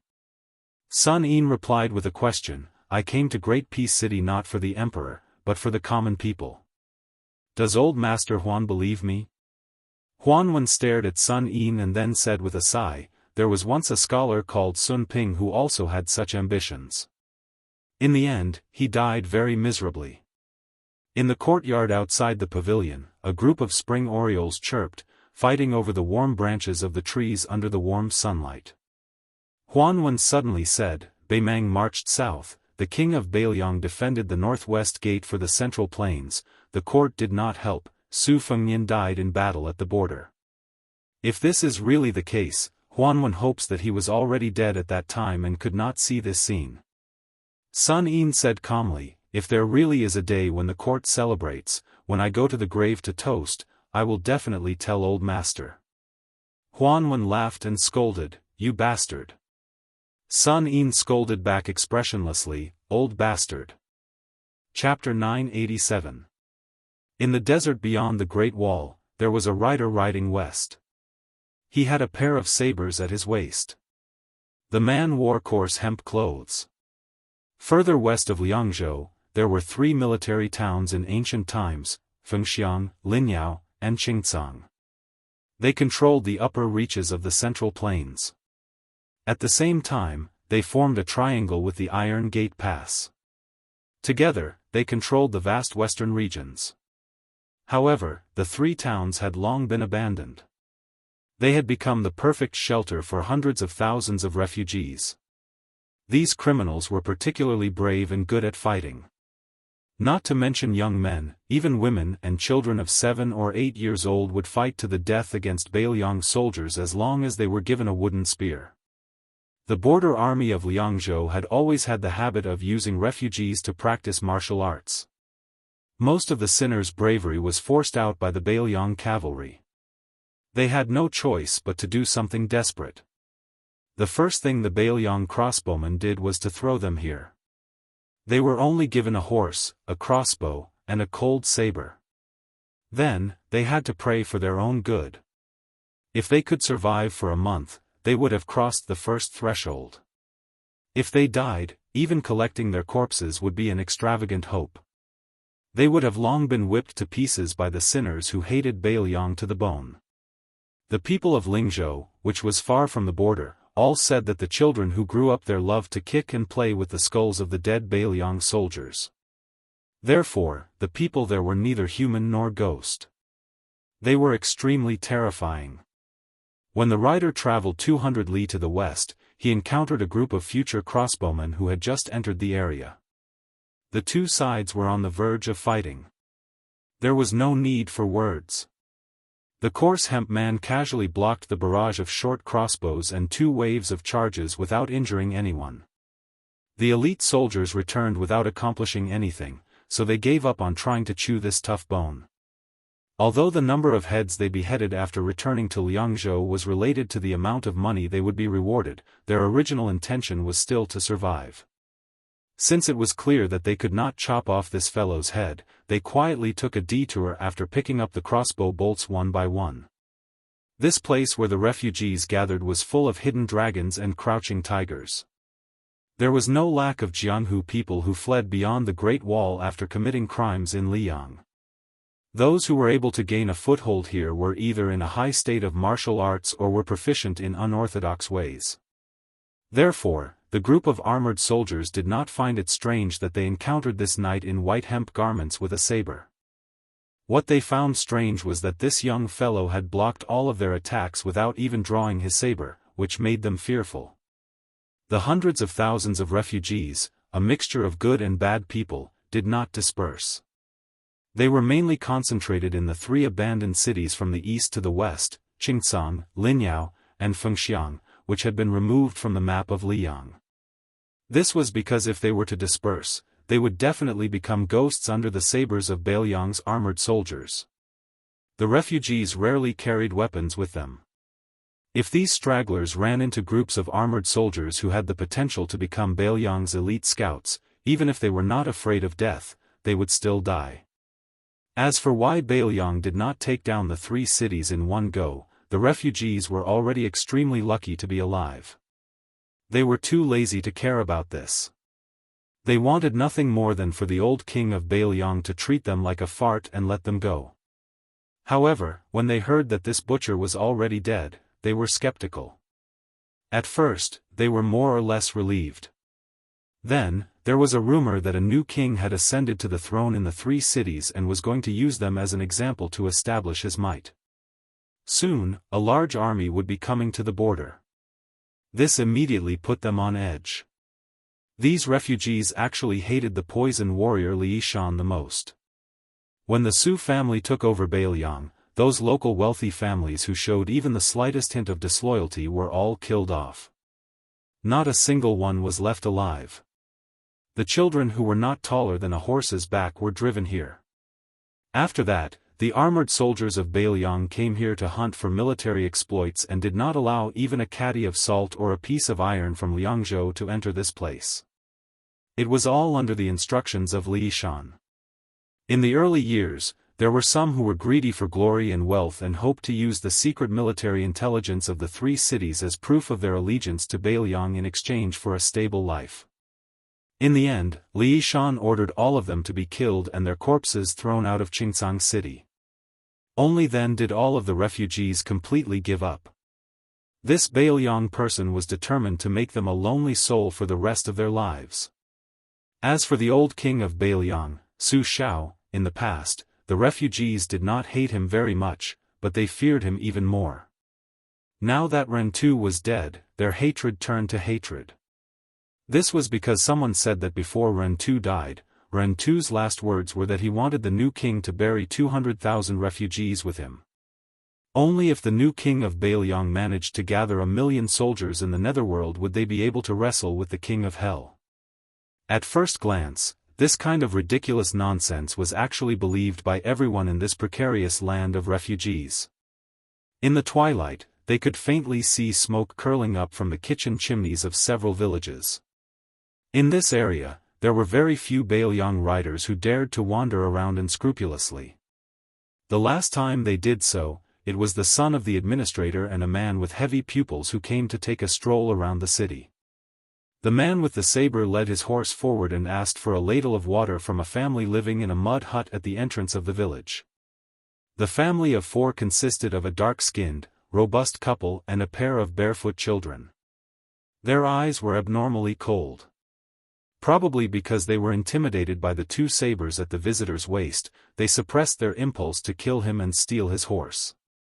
The man in charge of the family endured the heartache and scooped up a ladle of muddy water from the bottom of the water tank with difficulty and handed it over.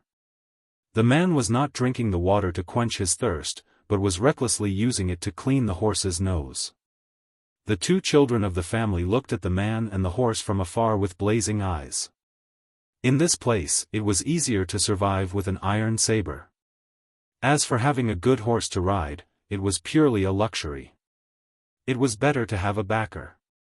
Otherwise, it was tantamount to having the words, kneeling and begging for death, written on your face.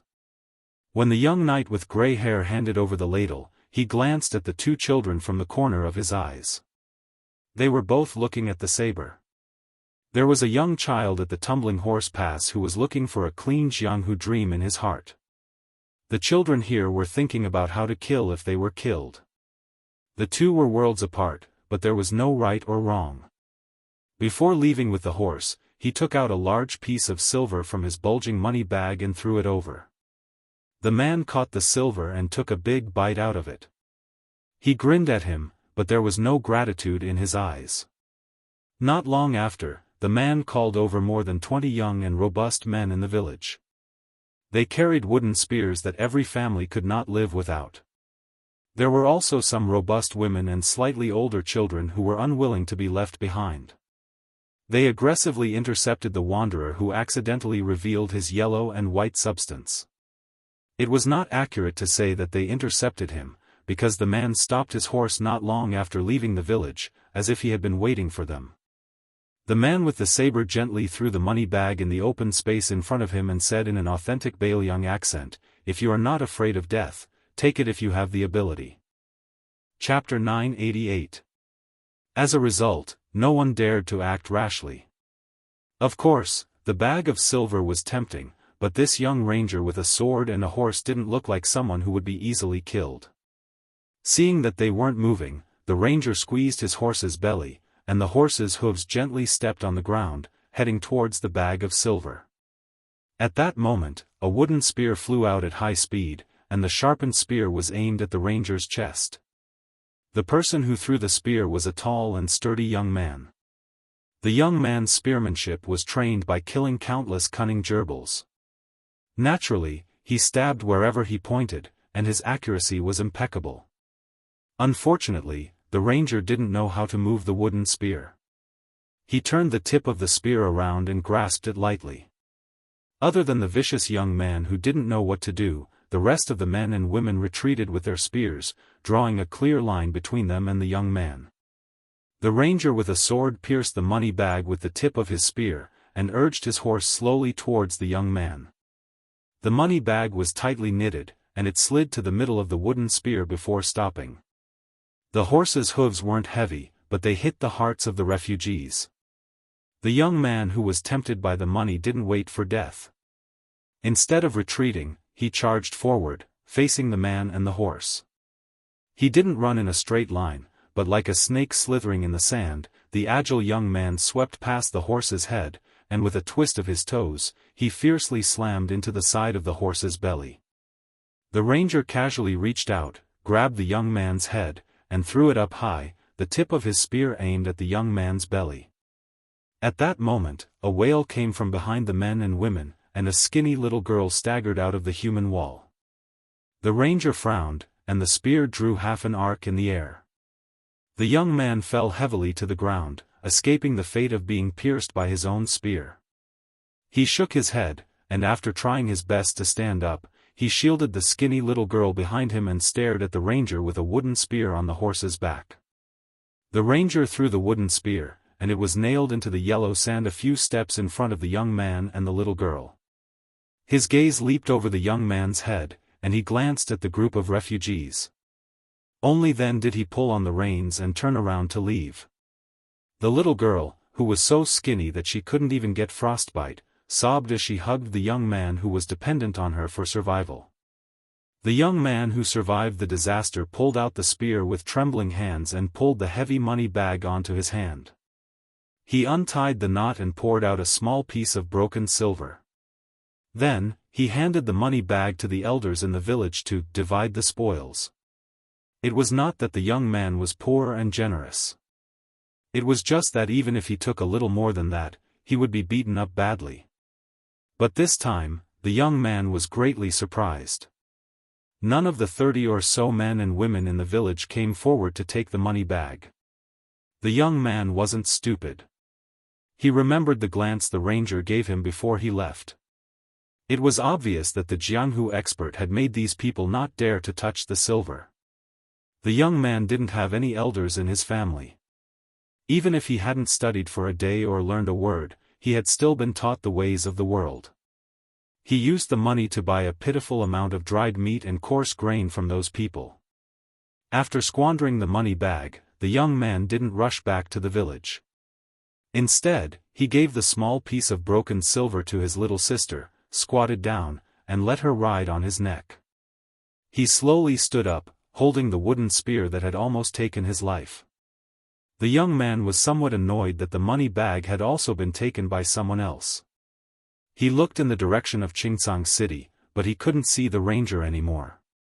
The young man smiled brightly and said, "Little grass root, it's silver."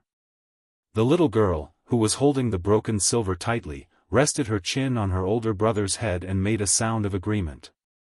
The rider rushed into the dilapidated Qingsang City before the gates were closed. There was no such thing as a pass here. Being able to stay alive was the biggest pass. Who cared about your surname or your household registration? In this city, it didn't matter if you were Zhang Julu or Grand Secretary Zhang. It was the same even if you were the emperor's son. Perhaps only that person surnamed Su from Bailiang had the authority to make a decision. After the ranger entered the city, he sat high on his horse and looked around. It was indeed different from the cities within Bailiang's jurisdiction. It had nothing to do with whether it was rich or poor. Tuma Pass was also poor, but the people on the streets lived a stable and free life. On the streets of Qingcang City, there was actually no lack of well-off men dressed in silk and satin. However, everyone was afraid of danger and looked at each other with deep vigilance.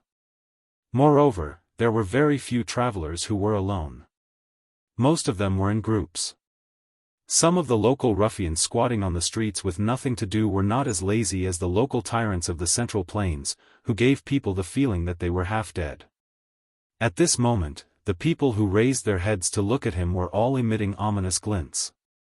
It was as if they had calculated how much money he, a horse, 2 knives, and all of his belongings could be sold for.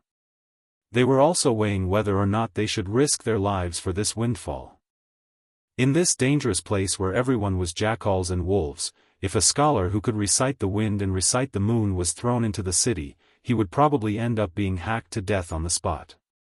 The ranger raised his head slightly and saw the tallest wolf smoke arrow tower in the city. Out of the hundreds of thousands of refugees, only 4 people had managed to carve out a bloody path and proclaimed themselves as kings in the past 20 years. 3 of them had occupied Fengxiang, Linyao, and Qingcang respectively, and the last, vassal king, had established a huge sect between Linyao and Fengxiang that could support tens of thousands of people. The one who held Qingcang was the weakest because he was constantly being cut by Bailiang's cavalry with blunt knives. However, he was also the most violent. His real name was Kai Junchen, and he used to be a mediocre swordsman on Liang Lake. Later on, he was lucky enough to make a name for himself here, and he gave himself a nondescript nickname, something like the Thousand Frost and Thousand Snow Pear Flower Sword. Whenever a famous swordsman came by, he would be invited by the master of Qingcang to exchange swordsmanship with him. After that, the swordsman's swords became Kai Junchen's treasured playthings. When he was troubled, he liked to plant famous swords all over women's bodies, and he called it a tree of pear flowers. It was clear that this city lord, who was respectfully called the Dragon King of Western Xia by the local refugees, was very elegant. The paladin followed the wolf smoke arrow tower in his line of sight and headed west. Kai Junchen's residence of the Dragon King was in the westernmost part of the city. There was no other way. Qingcang was the closest to Bailiang in the east. Kai Junchen would be able to escape faster if he abandoned the city. The Dragon King of Western Xia kept saying that he would lead his troops to Mount Qingliang one day. Who would believe him? Kai Junchen would probably be the first to not believe him. The residence of the Dragon King in Qingcang City encompassed the entire western part of the city. Based on the structure of the capital, it was divided into the inner palace and the outer palace. The so-called walls of the palace were merely red battlements that were 20 feet tall. However, some of the palaces and pavilions in the city were covered in bright yellow glazed tiles. It was not easy for them to have a little bit of the spirit of an imperial family, but they were all ruined by the arrow towers of different heights. Every time there was a rebellion in Qingcang, the palace walls would be easily flipped over. Then, it would be these porcupine-like arrow towers that would do the work. However, this kind of rebellion would at most number 200 to 300 people. It was not even comparable to the chaotic battles of horse bandits in the land of refugees. When this rider was still 100 feet away from the gate of the palace, he was intercepted by a group of leather-armored foot soldiers who were holding a rarely seen shiny iron spear. The leader was a burly man who looked like a military officer. He wore an old southern Tang-style armor. When he caught a glimpse of the 2 sabers that the bold fellow was carrying, he could not shift his burning gaze away. He laughed loudly and said, "There is a thief who has trespassed into the palace. Men, kill him on the spot. More than 20 spear-wielding foot soldiers rushed over. There was no formation to speak of, but they had the advantage of being vigorous and incomparably dauntless. Suddenly, the military officer shouted sternly, "Wait!" The foot soldiers stopped abruptly. The burly man in Tang armor pulled out his saber and pointed at the paladin. He laughed and said, "Boy, your saber is a good one. Before you die, tell me the name of your saber." Snatching a famous saber is not the same as snatching a woman. The latter does not need to care about the name. I do not know how to take pity on women, but I am a man who cherishes a good saber. The paladin was dressed in a hemp robe as white as snow. He smiled and said, "One is embroidered winter, the other is crossing the river soldier." Chapter 989. The lieutenant in old Tang armor chewed on the meaning of the two names but did not find anything special. Instead, he felt that they were not very particular and could not be used to scare people. Somewhat disappointed, the lieutenant raised the tip of his sword and pointed at the rough man. More than 20 spear-wielding infantrymen rushed forward. The young man on the horse had a calm expression. His right index finger lightly tapped the back of his right hand that was holding the reins. Just as the infantrymen were about to stab the man and the horse into hedgehogs, a rider rushed out of the palace. A thunderous roar tried to stop the infantrymen's charge. However, there were still two strong infantrymen who could not stop in time and quickly thrust out their iron spears. Then, with a bang, the two guards flew back along with their spears. It was as if their chests were pierced by a powerful arrow. They exploded into a large pool of blood and fell to the ground dead. The Tang Jia lieutenant had good eyesight and knew his stuff. If he wasn't a martial path master, he would have dug out his eyeballs to see how the linen-clothed ranger killed without leaving a trace. He turned his horse around and respectfully bowed to the general who rushed out of the palace gates. He cupped his fists and said, "I greet the East Conquering General." The middle-aged general who was respectfully called the East Conquering General glanced at the face of the infantryman. He noticed that there was a hint of mockery at the corner of the man's mouth. This rough man actually blushed. This general of his was naturally wild. The lord of Qingcang, Kai Junshan, gave him an official position and rewarded him with some second-grade or third-grade official titles. In any case, he did not need a single copper coin from Kai Junshan. Other than Hidajia, the great general of the East, there were also Anshi Garrison, North Patrol, and South Patrol. In any case, they had gathered the East, West, North, and South. East of Qingcang was Northern Liang. Thus, great general of the East, Hidajia, had often been teased by his political opponents. They all said that they were waiting for him to go to Northern Liang and achieve a great victory. In name, Hidajia was a general, but in reality, he only had 1,500 soldiers and horses under him. The armored soldiers did not make up half of them.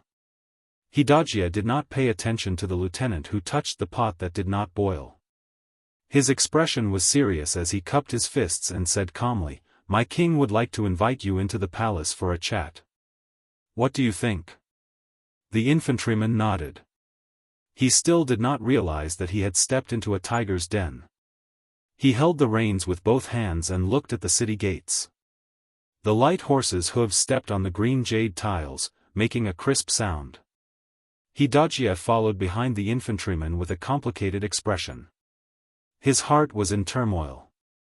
When the infantryman approached the city, a secret letter was sent to the residence of the Dragon King. The Qingcang king, who did not attend court every night, was frightened. He hurriedly kicked away a few naked bodies beside him and rolled off the bed. He put on a poorly made dragon robe and was about to convene a court meeting. In addition to Hidajia, there was also Jianghu, the South Patrol general. Together with the queen and a few civil and military officials, they were arguing over a portrait. Jianghu insisted on killing His Royal Highness of Beiliang before discussing anything else. This was a once-in-a-lifetime opportunity. Anyway, the new king of Beiliang had the intention to bury hundreds of thousands of refugees with the old king. Either way, he would die.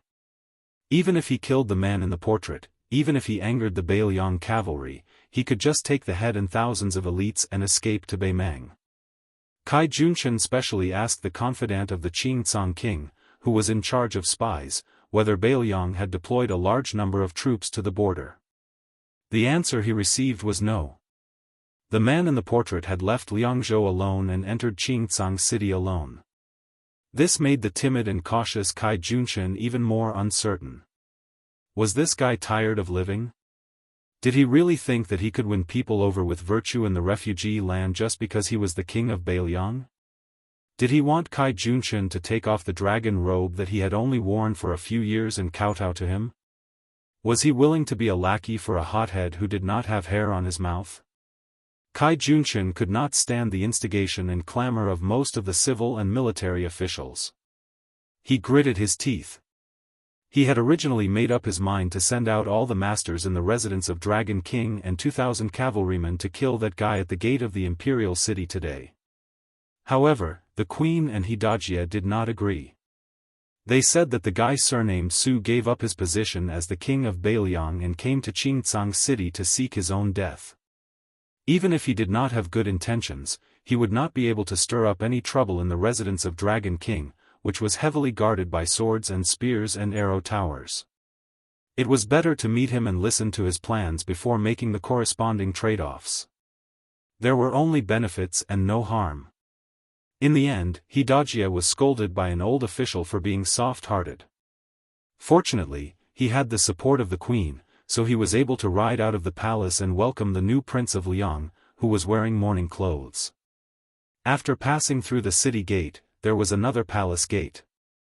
Su Fengnian suddenly laughed and said, "Hidajia, I heard that you and Yang Ruanyu, who was guarding the gate just now, and his father, Yang Yoshua, were both subordinates of the deputy commander of Bailiang's infantry army, great ancestor Gu." Hidajia acted as if he was facing a great enemy. He carefully worded his words and said coldly, "The past is not worth mentioning. Old General Gu has become a high official of Bailiang.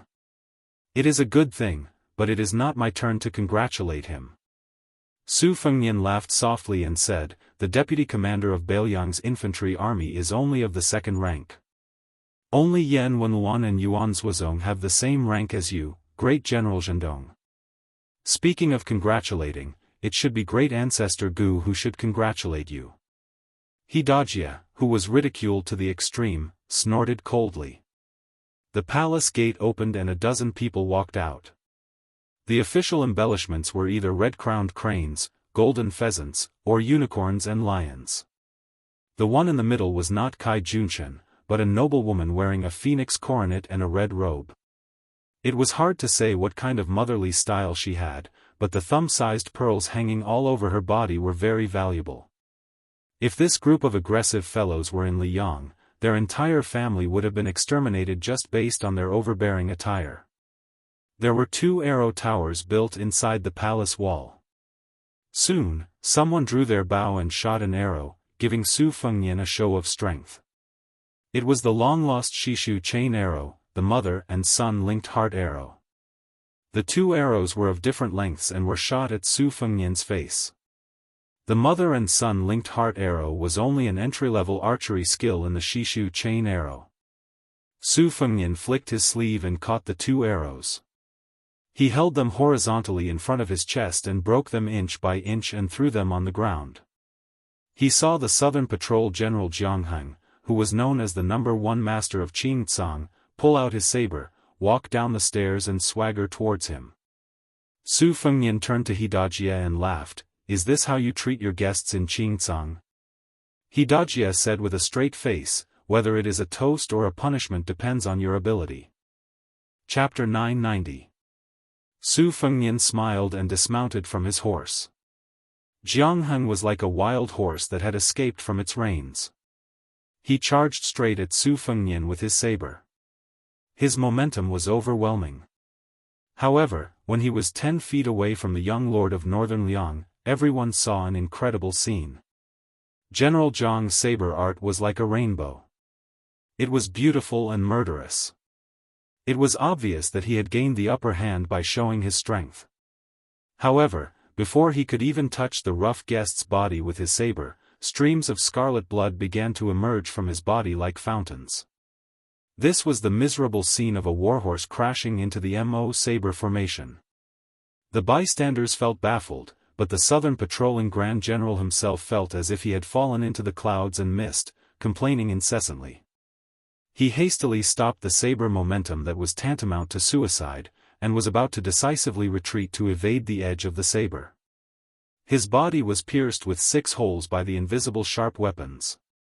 He did not know who to complain to. Could it be that the young man in front of him, who had both hands in his sleeves and was clearly 2 feet away from the twin sabers at his waist, was a master of secret weapons who was proficient in the sleeve universe? Jianghu originally wanted to gain some face for the Dragon King residence so that the Azure Kingdom could bargain with the Bailiang. Now, he gave up on this thought and thought that stopping the bleeding was the most important thing. However, everything in front of him turned black and the South Patrolling General had no more words to say. Su Fengnian held Jiang Heng's head that was dripping blood on the ground with one hand and the headless body with the other. He threw it up and smashed it onto the watchtower where the archer was at. Instantly, the fence shattered. The East-conquering General Hidajia behind Su Fengnian swallowed his saliva. He couldn't help but feel sad for Jianghu. He had never gotten along with Jianghu, but Jianghu died in just one exchange. Who knew if the next one would be Hidajia, who he hadn't even reached Master Realm yet. Su Fengnian threw the head and it rolled all the way to the bottom of the stairs. He smiled and said, "You don't want to do it the easy way, but you want to do it the hard way." Hidajia's face was really ugly and he got off the horse silently. Su Fengnian raised his voice and slowly walked forward. "Tell Kai Junshin to get his ass out here. This king has already given the Qingtsang Empire enough face by entering the city. If you don't accept the face I've given you, you'll end up like Jianghu." The fox-like woman who was dressed as the empress of a country raised her arm. Behind her, no less than 200 armored guards rushed out and stood in formation at the bottom of the stairs. Almost at the same time, numerous archers appeared on the palace walls. There were also more than 10 old men who looked like they were guarding beside the woman. The elites of the residence of Dragon King had all come out. Su Fengnian looked around. The gate of the royal palace had been closed. Outside the gate, hundreds of soldiers with spears swarmed into the city. It seemed that they had made up their minds to close the gate and beat the dog. The woman pushed away a squire who was carefully guarding in front of her and glanced at the head at the bottom of the stairs. She raised her head and smiled coquettishly. "King of Bailiang, Qingtsang's hospitality is not small, is it? If you can still take it, I respect heroes the most. What's wrong with helping you bathe and change your clothes?" Su Fengnian gestured with his finger, indicating for the residents of Dragon King to make their move. The first batch of 30 armored soldiers surrounded and attacked. Su Fengnian crossed his arms in front of his chest and remained indifferent. With a crash, the first batch of 30 heads that formed a circle were thrown high into the air. The second batch of armored soldiers did not have time to stop and their heads flew into the air again. These 2 batches of people were cut off from their shoulders as if they were being twirled and swung by a child to cut rice. The beautiful woman who looked like the most beautiful courtesan in a brothel was truly ruthless. There was no fear on her pretty face as she ordered, "Continue to attack. All captains, draw your swords and supervise the formation. Those who retreat without permission will be killed without mercy. After this, their families will be exterminated. The person who obtains the greatest merit today will be given half of the property of the Southern Patrol General, Jianghu." Su Fengnian closed his eyes and concentrated. After the 3 batches of armored soldiers were all decapitated, they learned to be smarter. The encirclement became thinner and thinner, but they still could not escape the fate of losing their heads. Fortunately, the number of casualties was quickly replenished by the armored soldiers within the palace. The square between the palace and the imperial city was still increasing in number. An old swordsman with a goatee approached the woman and reported softly, "Queen, it should be an extremely rare flying sword technique in the Jianghu." If I am not wrong, it is somewhat similar to the Wu family's sword tomb. The woman frowned. I don't care if it is a flying sword or not. I just want to know when this kind of suicidal behavior will end. The goateed swordsman glanced out of the corner of his eye at the woman's chest. His Adam's apple moved slightly, but his words were still respectful and reverent. Compared to his superior flying sword technique, this child's internal energy cultivation isn't that shocking. This old man guesses that after 200 or 300 people die in battle, this fellow will be an arrow at the end of its flight. At that time, Her Majesty the Queen will have external experts charge in recklessly, and they should be able to accomplish something. The Queen sneered, just external experts may not be enough. I feel that I need the help of a sword expert like you to hold the line. The short and thin old swordsman smiled embarrassedly. The Queen is right. In order to solve the Queen's problems, Mao Bishan will not hesitate to go through water and tread on fire. A tall and sturdy man with a long sword on his back crossed the threshold of the palace and walked to the side of the woman. He stood on the left and right of Mao Bishan, who was also valued by the residents of Dragon King, and said in a low voice, Your Majesty, after the flying sword technique of the Wu family's sword tomb enters the mysterious realm, there is no need for too much internal energy to support it. With a thought, the flying sword will arrive. It is not wise to die like this. Mao Bishan clicked his tongue. Oh, Gu Feiqing, when did you become so familiar with the Wu family's flying sword technique that is not taught to outsiders? Could it be that you have been hiding all these years and your surname is not Gu but Wu? You have the same background as the Peach Blossom Sword God and are the illegitimate son of a sword immortal in the sword tomb? Gu Feiqing did not even look at this old man who had been expelled from a famous Daoist sect. He said calmly, I am only passing on the original words of Great Master Tang of the palace. Upon hearing the title of Great Master Tang, Mao Bishan immediately kept quiet out of fear. Those who were in power at the moment in Qingcang knew that Kai Junshan's success was due to the queen, Yu Ruru, who was good at recommending herself. Kai Junshan started from a homeless person in the past 20 years and worked under 4 powerful people. Relying on Yu Ruru's wife's relations, he was highly valued every time. Then, every time he was fully developed, he would decisively betray them. In the land of homeless people, there was a saying, thousands of snow and pear swords, for surnamed slaves who betrayed their wives. However, if it was only Yu Ruru who had a soft waist, Kai Junshan would not have been able to achieve what he had today. Many years ago, he met a noble whose surname was Tang. He learned many different things and his martial arts realm was unfathomable. The original Qingcang city lord, Ruan Shandong, if it wasn't for the Tang guy who captured him at the last moment, Kai Junshan would have been killed. This great bodhisattva was respected by the couple as the old master and he had not fought in recent years. Apart from that, the Dragon King residents had 2 other masters whose cultivation was unfathomable. For example, Mao Bishan was close to grade 2 master. Every time he saw the 3 of them who were of different ages, he would feel fear. Su Fengnian opened his eyes and reached out. He used his qi to grab an iron spear. He had lost his patience and wanted to break into the palace. In the land of homeless people, only knowing how to kill people could not accomplish anything. However, if one did not know how to kill people, then one could not do anything. Chapter 991. When Su Fengnian walked towards the palace gates with his spear, the soldiers below the steps breathed faster. Fortunately, the mistress of the residence of Dragon King, Queen Yu Ruru, did not let them die. She smiled gently and said, Since the king of Bailiang wants to enter the palace, then I will make way for the king of Bailiang. Mao Bishan and the other Jianghu lackeys all carefully protected the queen and made way for him to enter the palace. Su Fengnian walked up the steps and crossed the threshold. Yu Ruru looked at the back of the handsome man and smiled. The square inside the palace was paved with dark green stones. 2 rows of short peach trees were planted at the foot of the wall. It was unknown what species they were, but they bloomed much earlier than in Jiangnan. The trees were short but had large flowers. The color of the flowers was not the common pink of the Central Plains. The flowers were gold and purple, and the branches were red. It was a sharp contrast to the dark green stones.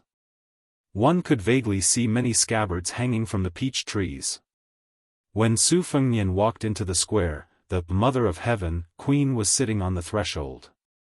She leaned against a pillar, her long skirt dragging on the ground. She turned her head and smiled at the new Prince Liang, who could be called a hothead.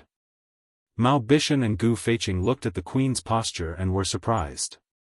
They did not believe that the residents of Dragon King would bow to Bailiang like this. Although the two of them were guests of high status in the residence of Dragon King, they rarely came into contact with confidential matters. However, this was not strange. Even Mao and Gu Feiqing felt that it was natural. The head of a family spent money to buy a dog to guard the house, not to involve it in the housework. Su Fengnian walked to a large stone in the center of the square and used the bottom of his spear to knock on the stone. The sound was sonorous and powerful. Only a tall old man in a goat fur hat walked out of the throne room. Su Fengnian still did not see Kai Junshan's figure. He looked up at the empty-handed old man and said, "Tanghua Embassy, Liang Zhaogo, a top spy. Proficient in qi training and sword formation. I heard that Yuan Shandong died at your hands." The exposed old man looked at Su Fengnian and said in a loud and clear voice, "Yuan Shandong was only a spy placed in Qingcang by Bailiang's aide, Li Shan. He deserved to die." A cluster of gorgeous peach blossoms shook violently and a person fell heavily from the tree. This slovenly burly man sat on the ground. He accidentally pulled a scabbard and scratched his head with the scabbard. He used the scabbard and scratched his head. And then cursed in a half-baked refugee dialect, "Tanghua Embassy. What? What are you making like old people? I hate you like old. If you want to fight, hurry up." Su Fengnian glanced at the middle-aged man and frowned. It was not difficult for the man to recognize him. However, the spies from Bailiang had not obtained any accurate information about this man. Su Fengnian still guessed his identity. This made Su Fengnian feel that it was a bit troublesome. During the trip to Beimang, Tuoba Chunsun made Su Fengnian suffer a lot. However, the person who left the deepest impression on him was not the youngest son of Tuoba Bodhisattva, but the son of an aristocratic family called Zhong Tan. At that time, there was a woman from the princess tomb who pretended to be his personal maid. Su Fengnian had experienced her bold steel writing skills.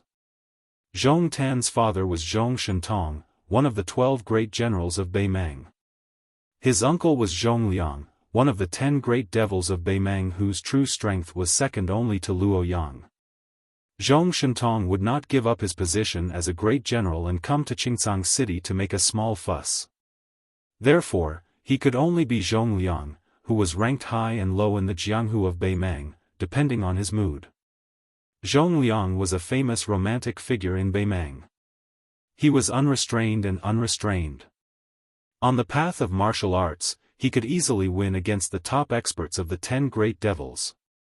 However, he also dared to lose to some of the soft persimmons, who were ranked at the bottom. The great devil in front of him was 70 to 80% similar to his nephew Zhong Gui, who was killed by Su Fengnian. However, he was more similar to his nephew Zhong Tan. Luoyang had once said that among the 9 devils behind her, only Zhong Liang could enter her eyes. Su Fengnian turned around and looked at the tall and sturdy man with a thick beard. He smiled and asked, "Zhong Liang?"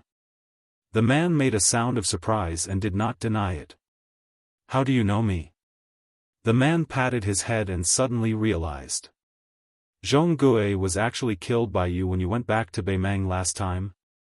No wonder I felt something was wrong when I looked at that girl who was not married yet." When the two of them were talking about how others could not understand the heavenly book, Elder Tang of Qingcang City and Zhao Go of Liyang squatted down silently in the hall of Tanghua, with one hand on the ground. Su Fengnian was lost in thought and turned a blind eye to the movements of the hall of Tanghua. When the land of refugees was in its embryonic form, the warlords were divided, mainly relying on the original family names of Bailiang, and quickly wringing out political power one by one. What followed was an extremely chaotic internal strife.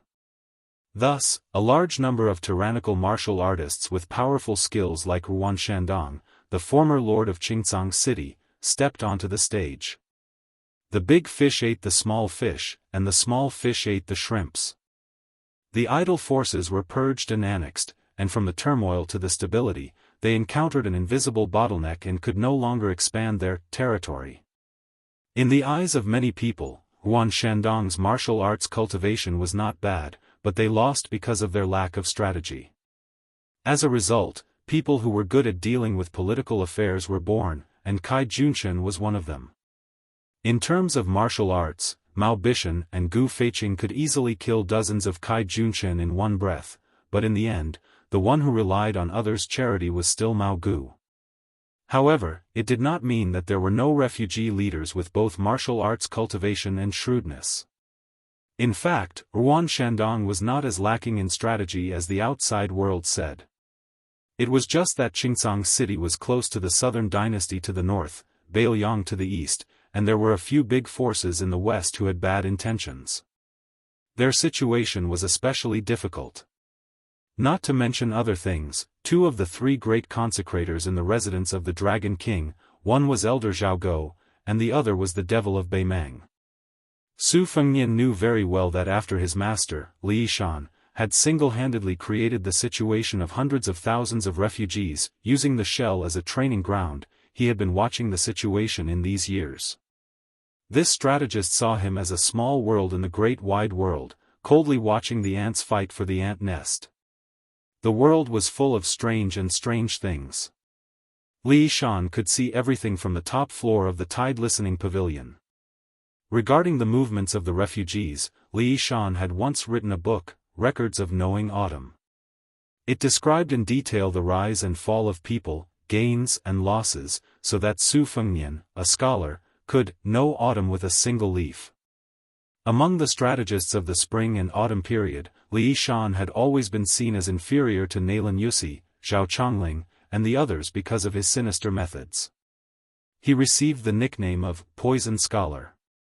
Many Bailiang old generals even blamed the fact that the general was not willing to establish himself as the emperor and rule on Li Yishan's short-sightedness after Zhao Chongling's death. As to the truth, probably only people like Huang Longshi, Yuan Benshi, and Nailan Yusi could see through it and have the qualifications to make a conclusion about Li Yishan. Su Fengnian felt slightly emotional. After the spring and autumn period, the elusive Huang Longshan set his eyes on West Chu. Yuan Benshi, who had the right time, place, and people, set out to set up the two Liao regions.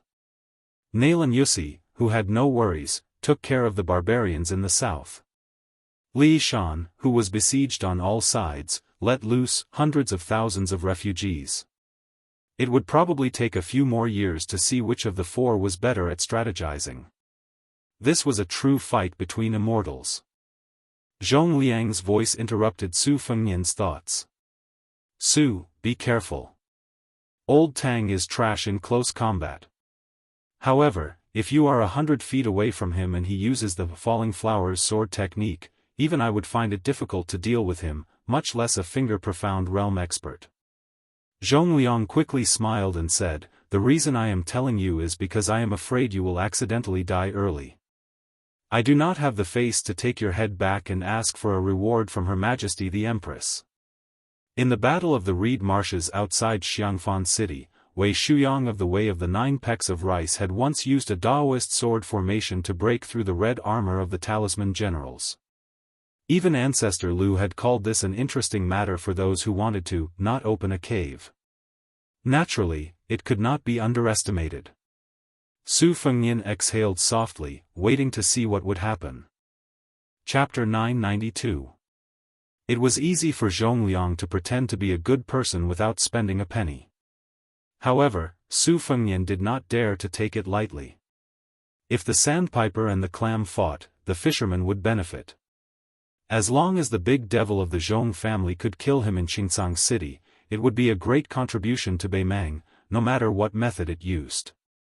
Therefore, Su Fengnian not only had to pay attention to the qi-controlling sword formation of Tang Huaguan, but he also had to pay attention to Zhong Liang, who might take advantage of the situation. Moreover, there was still a consecrator of the residence of Dragon King who was unwilling to show up. Tang Huaguan pressed one hand on the ground and slowly pulled it up. Then, the sword hanging on the peach tree began to shake. Without exception, the tips of the more than 40 unsheathed swords hanging on the branches all pointed at the uninvited guest in the center of the square. Tang Huaguan's free hand began to make sword gestures. The gestures were so fast that it was dazzling. Since Su Fengnian had personally experienced the skills of the group of immortals from the Guanyin sect of the South Sea in Yuyan Mountain, he had been paying attention to the path of training qi. Tang Huaguan's method of condensing qi to kill ghosts at this time should be the ancient Taoist unique skill of the Earth Lung Mountain, Silent Thunder. Purple lightning lingered around Tang Huaguan's 5 fingers. Although it was naturally much weaker than the thunder pool that Master Lu Hao had created, it was more than enough for him to be a consecrator in Qingsang City. Logically speaking, qi cultivators were like catapults used to attack a city.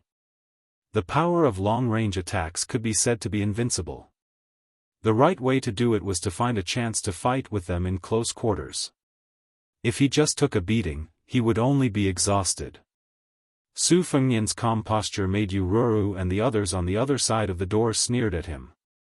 They regarded him as a fledgling who only had cultivation but did not know the depth of Jianghu.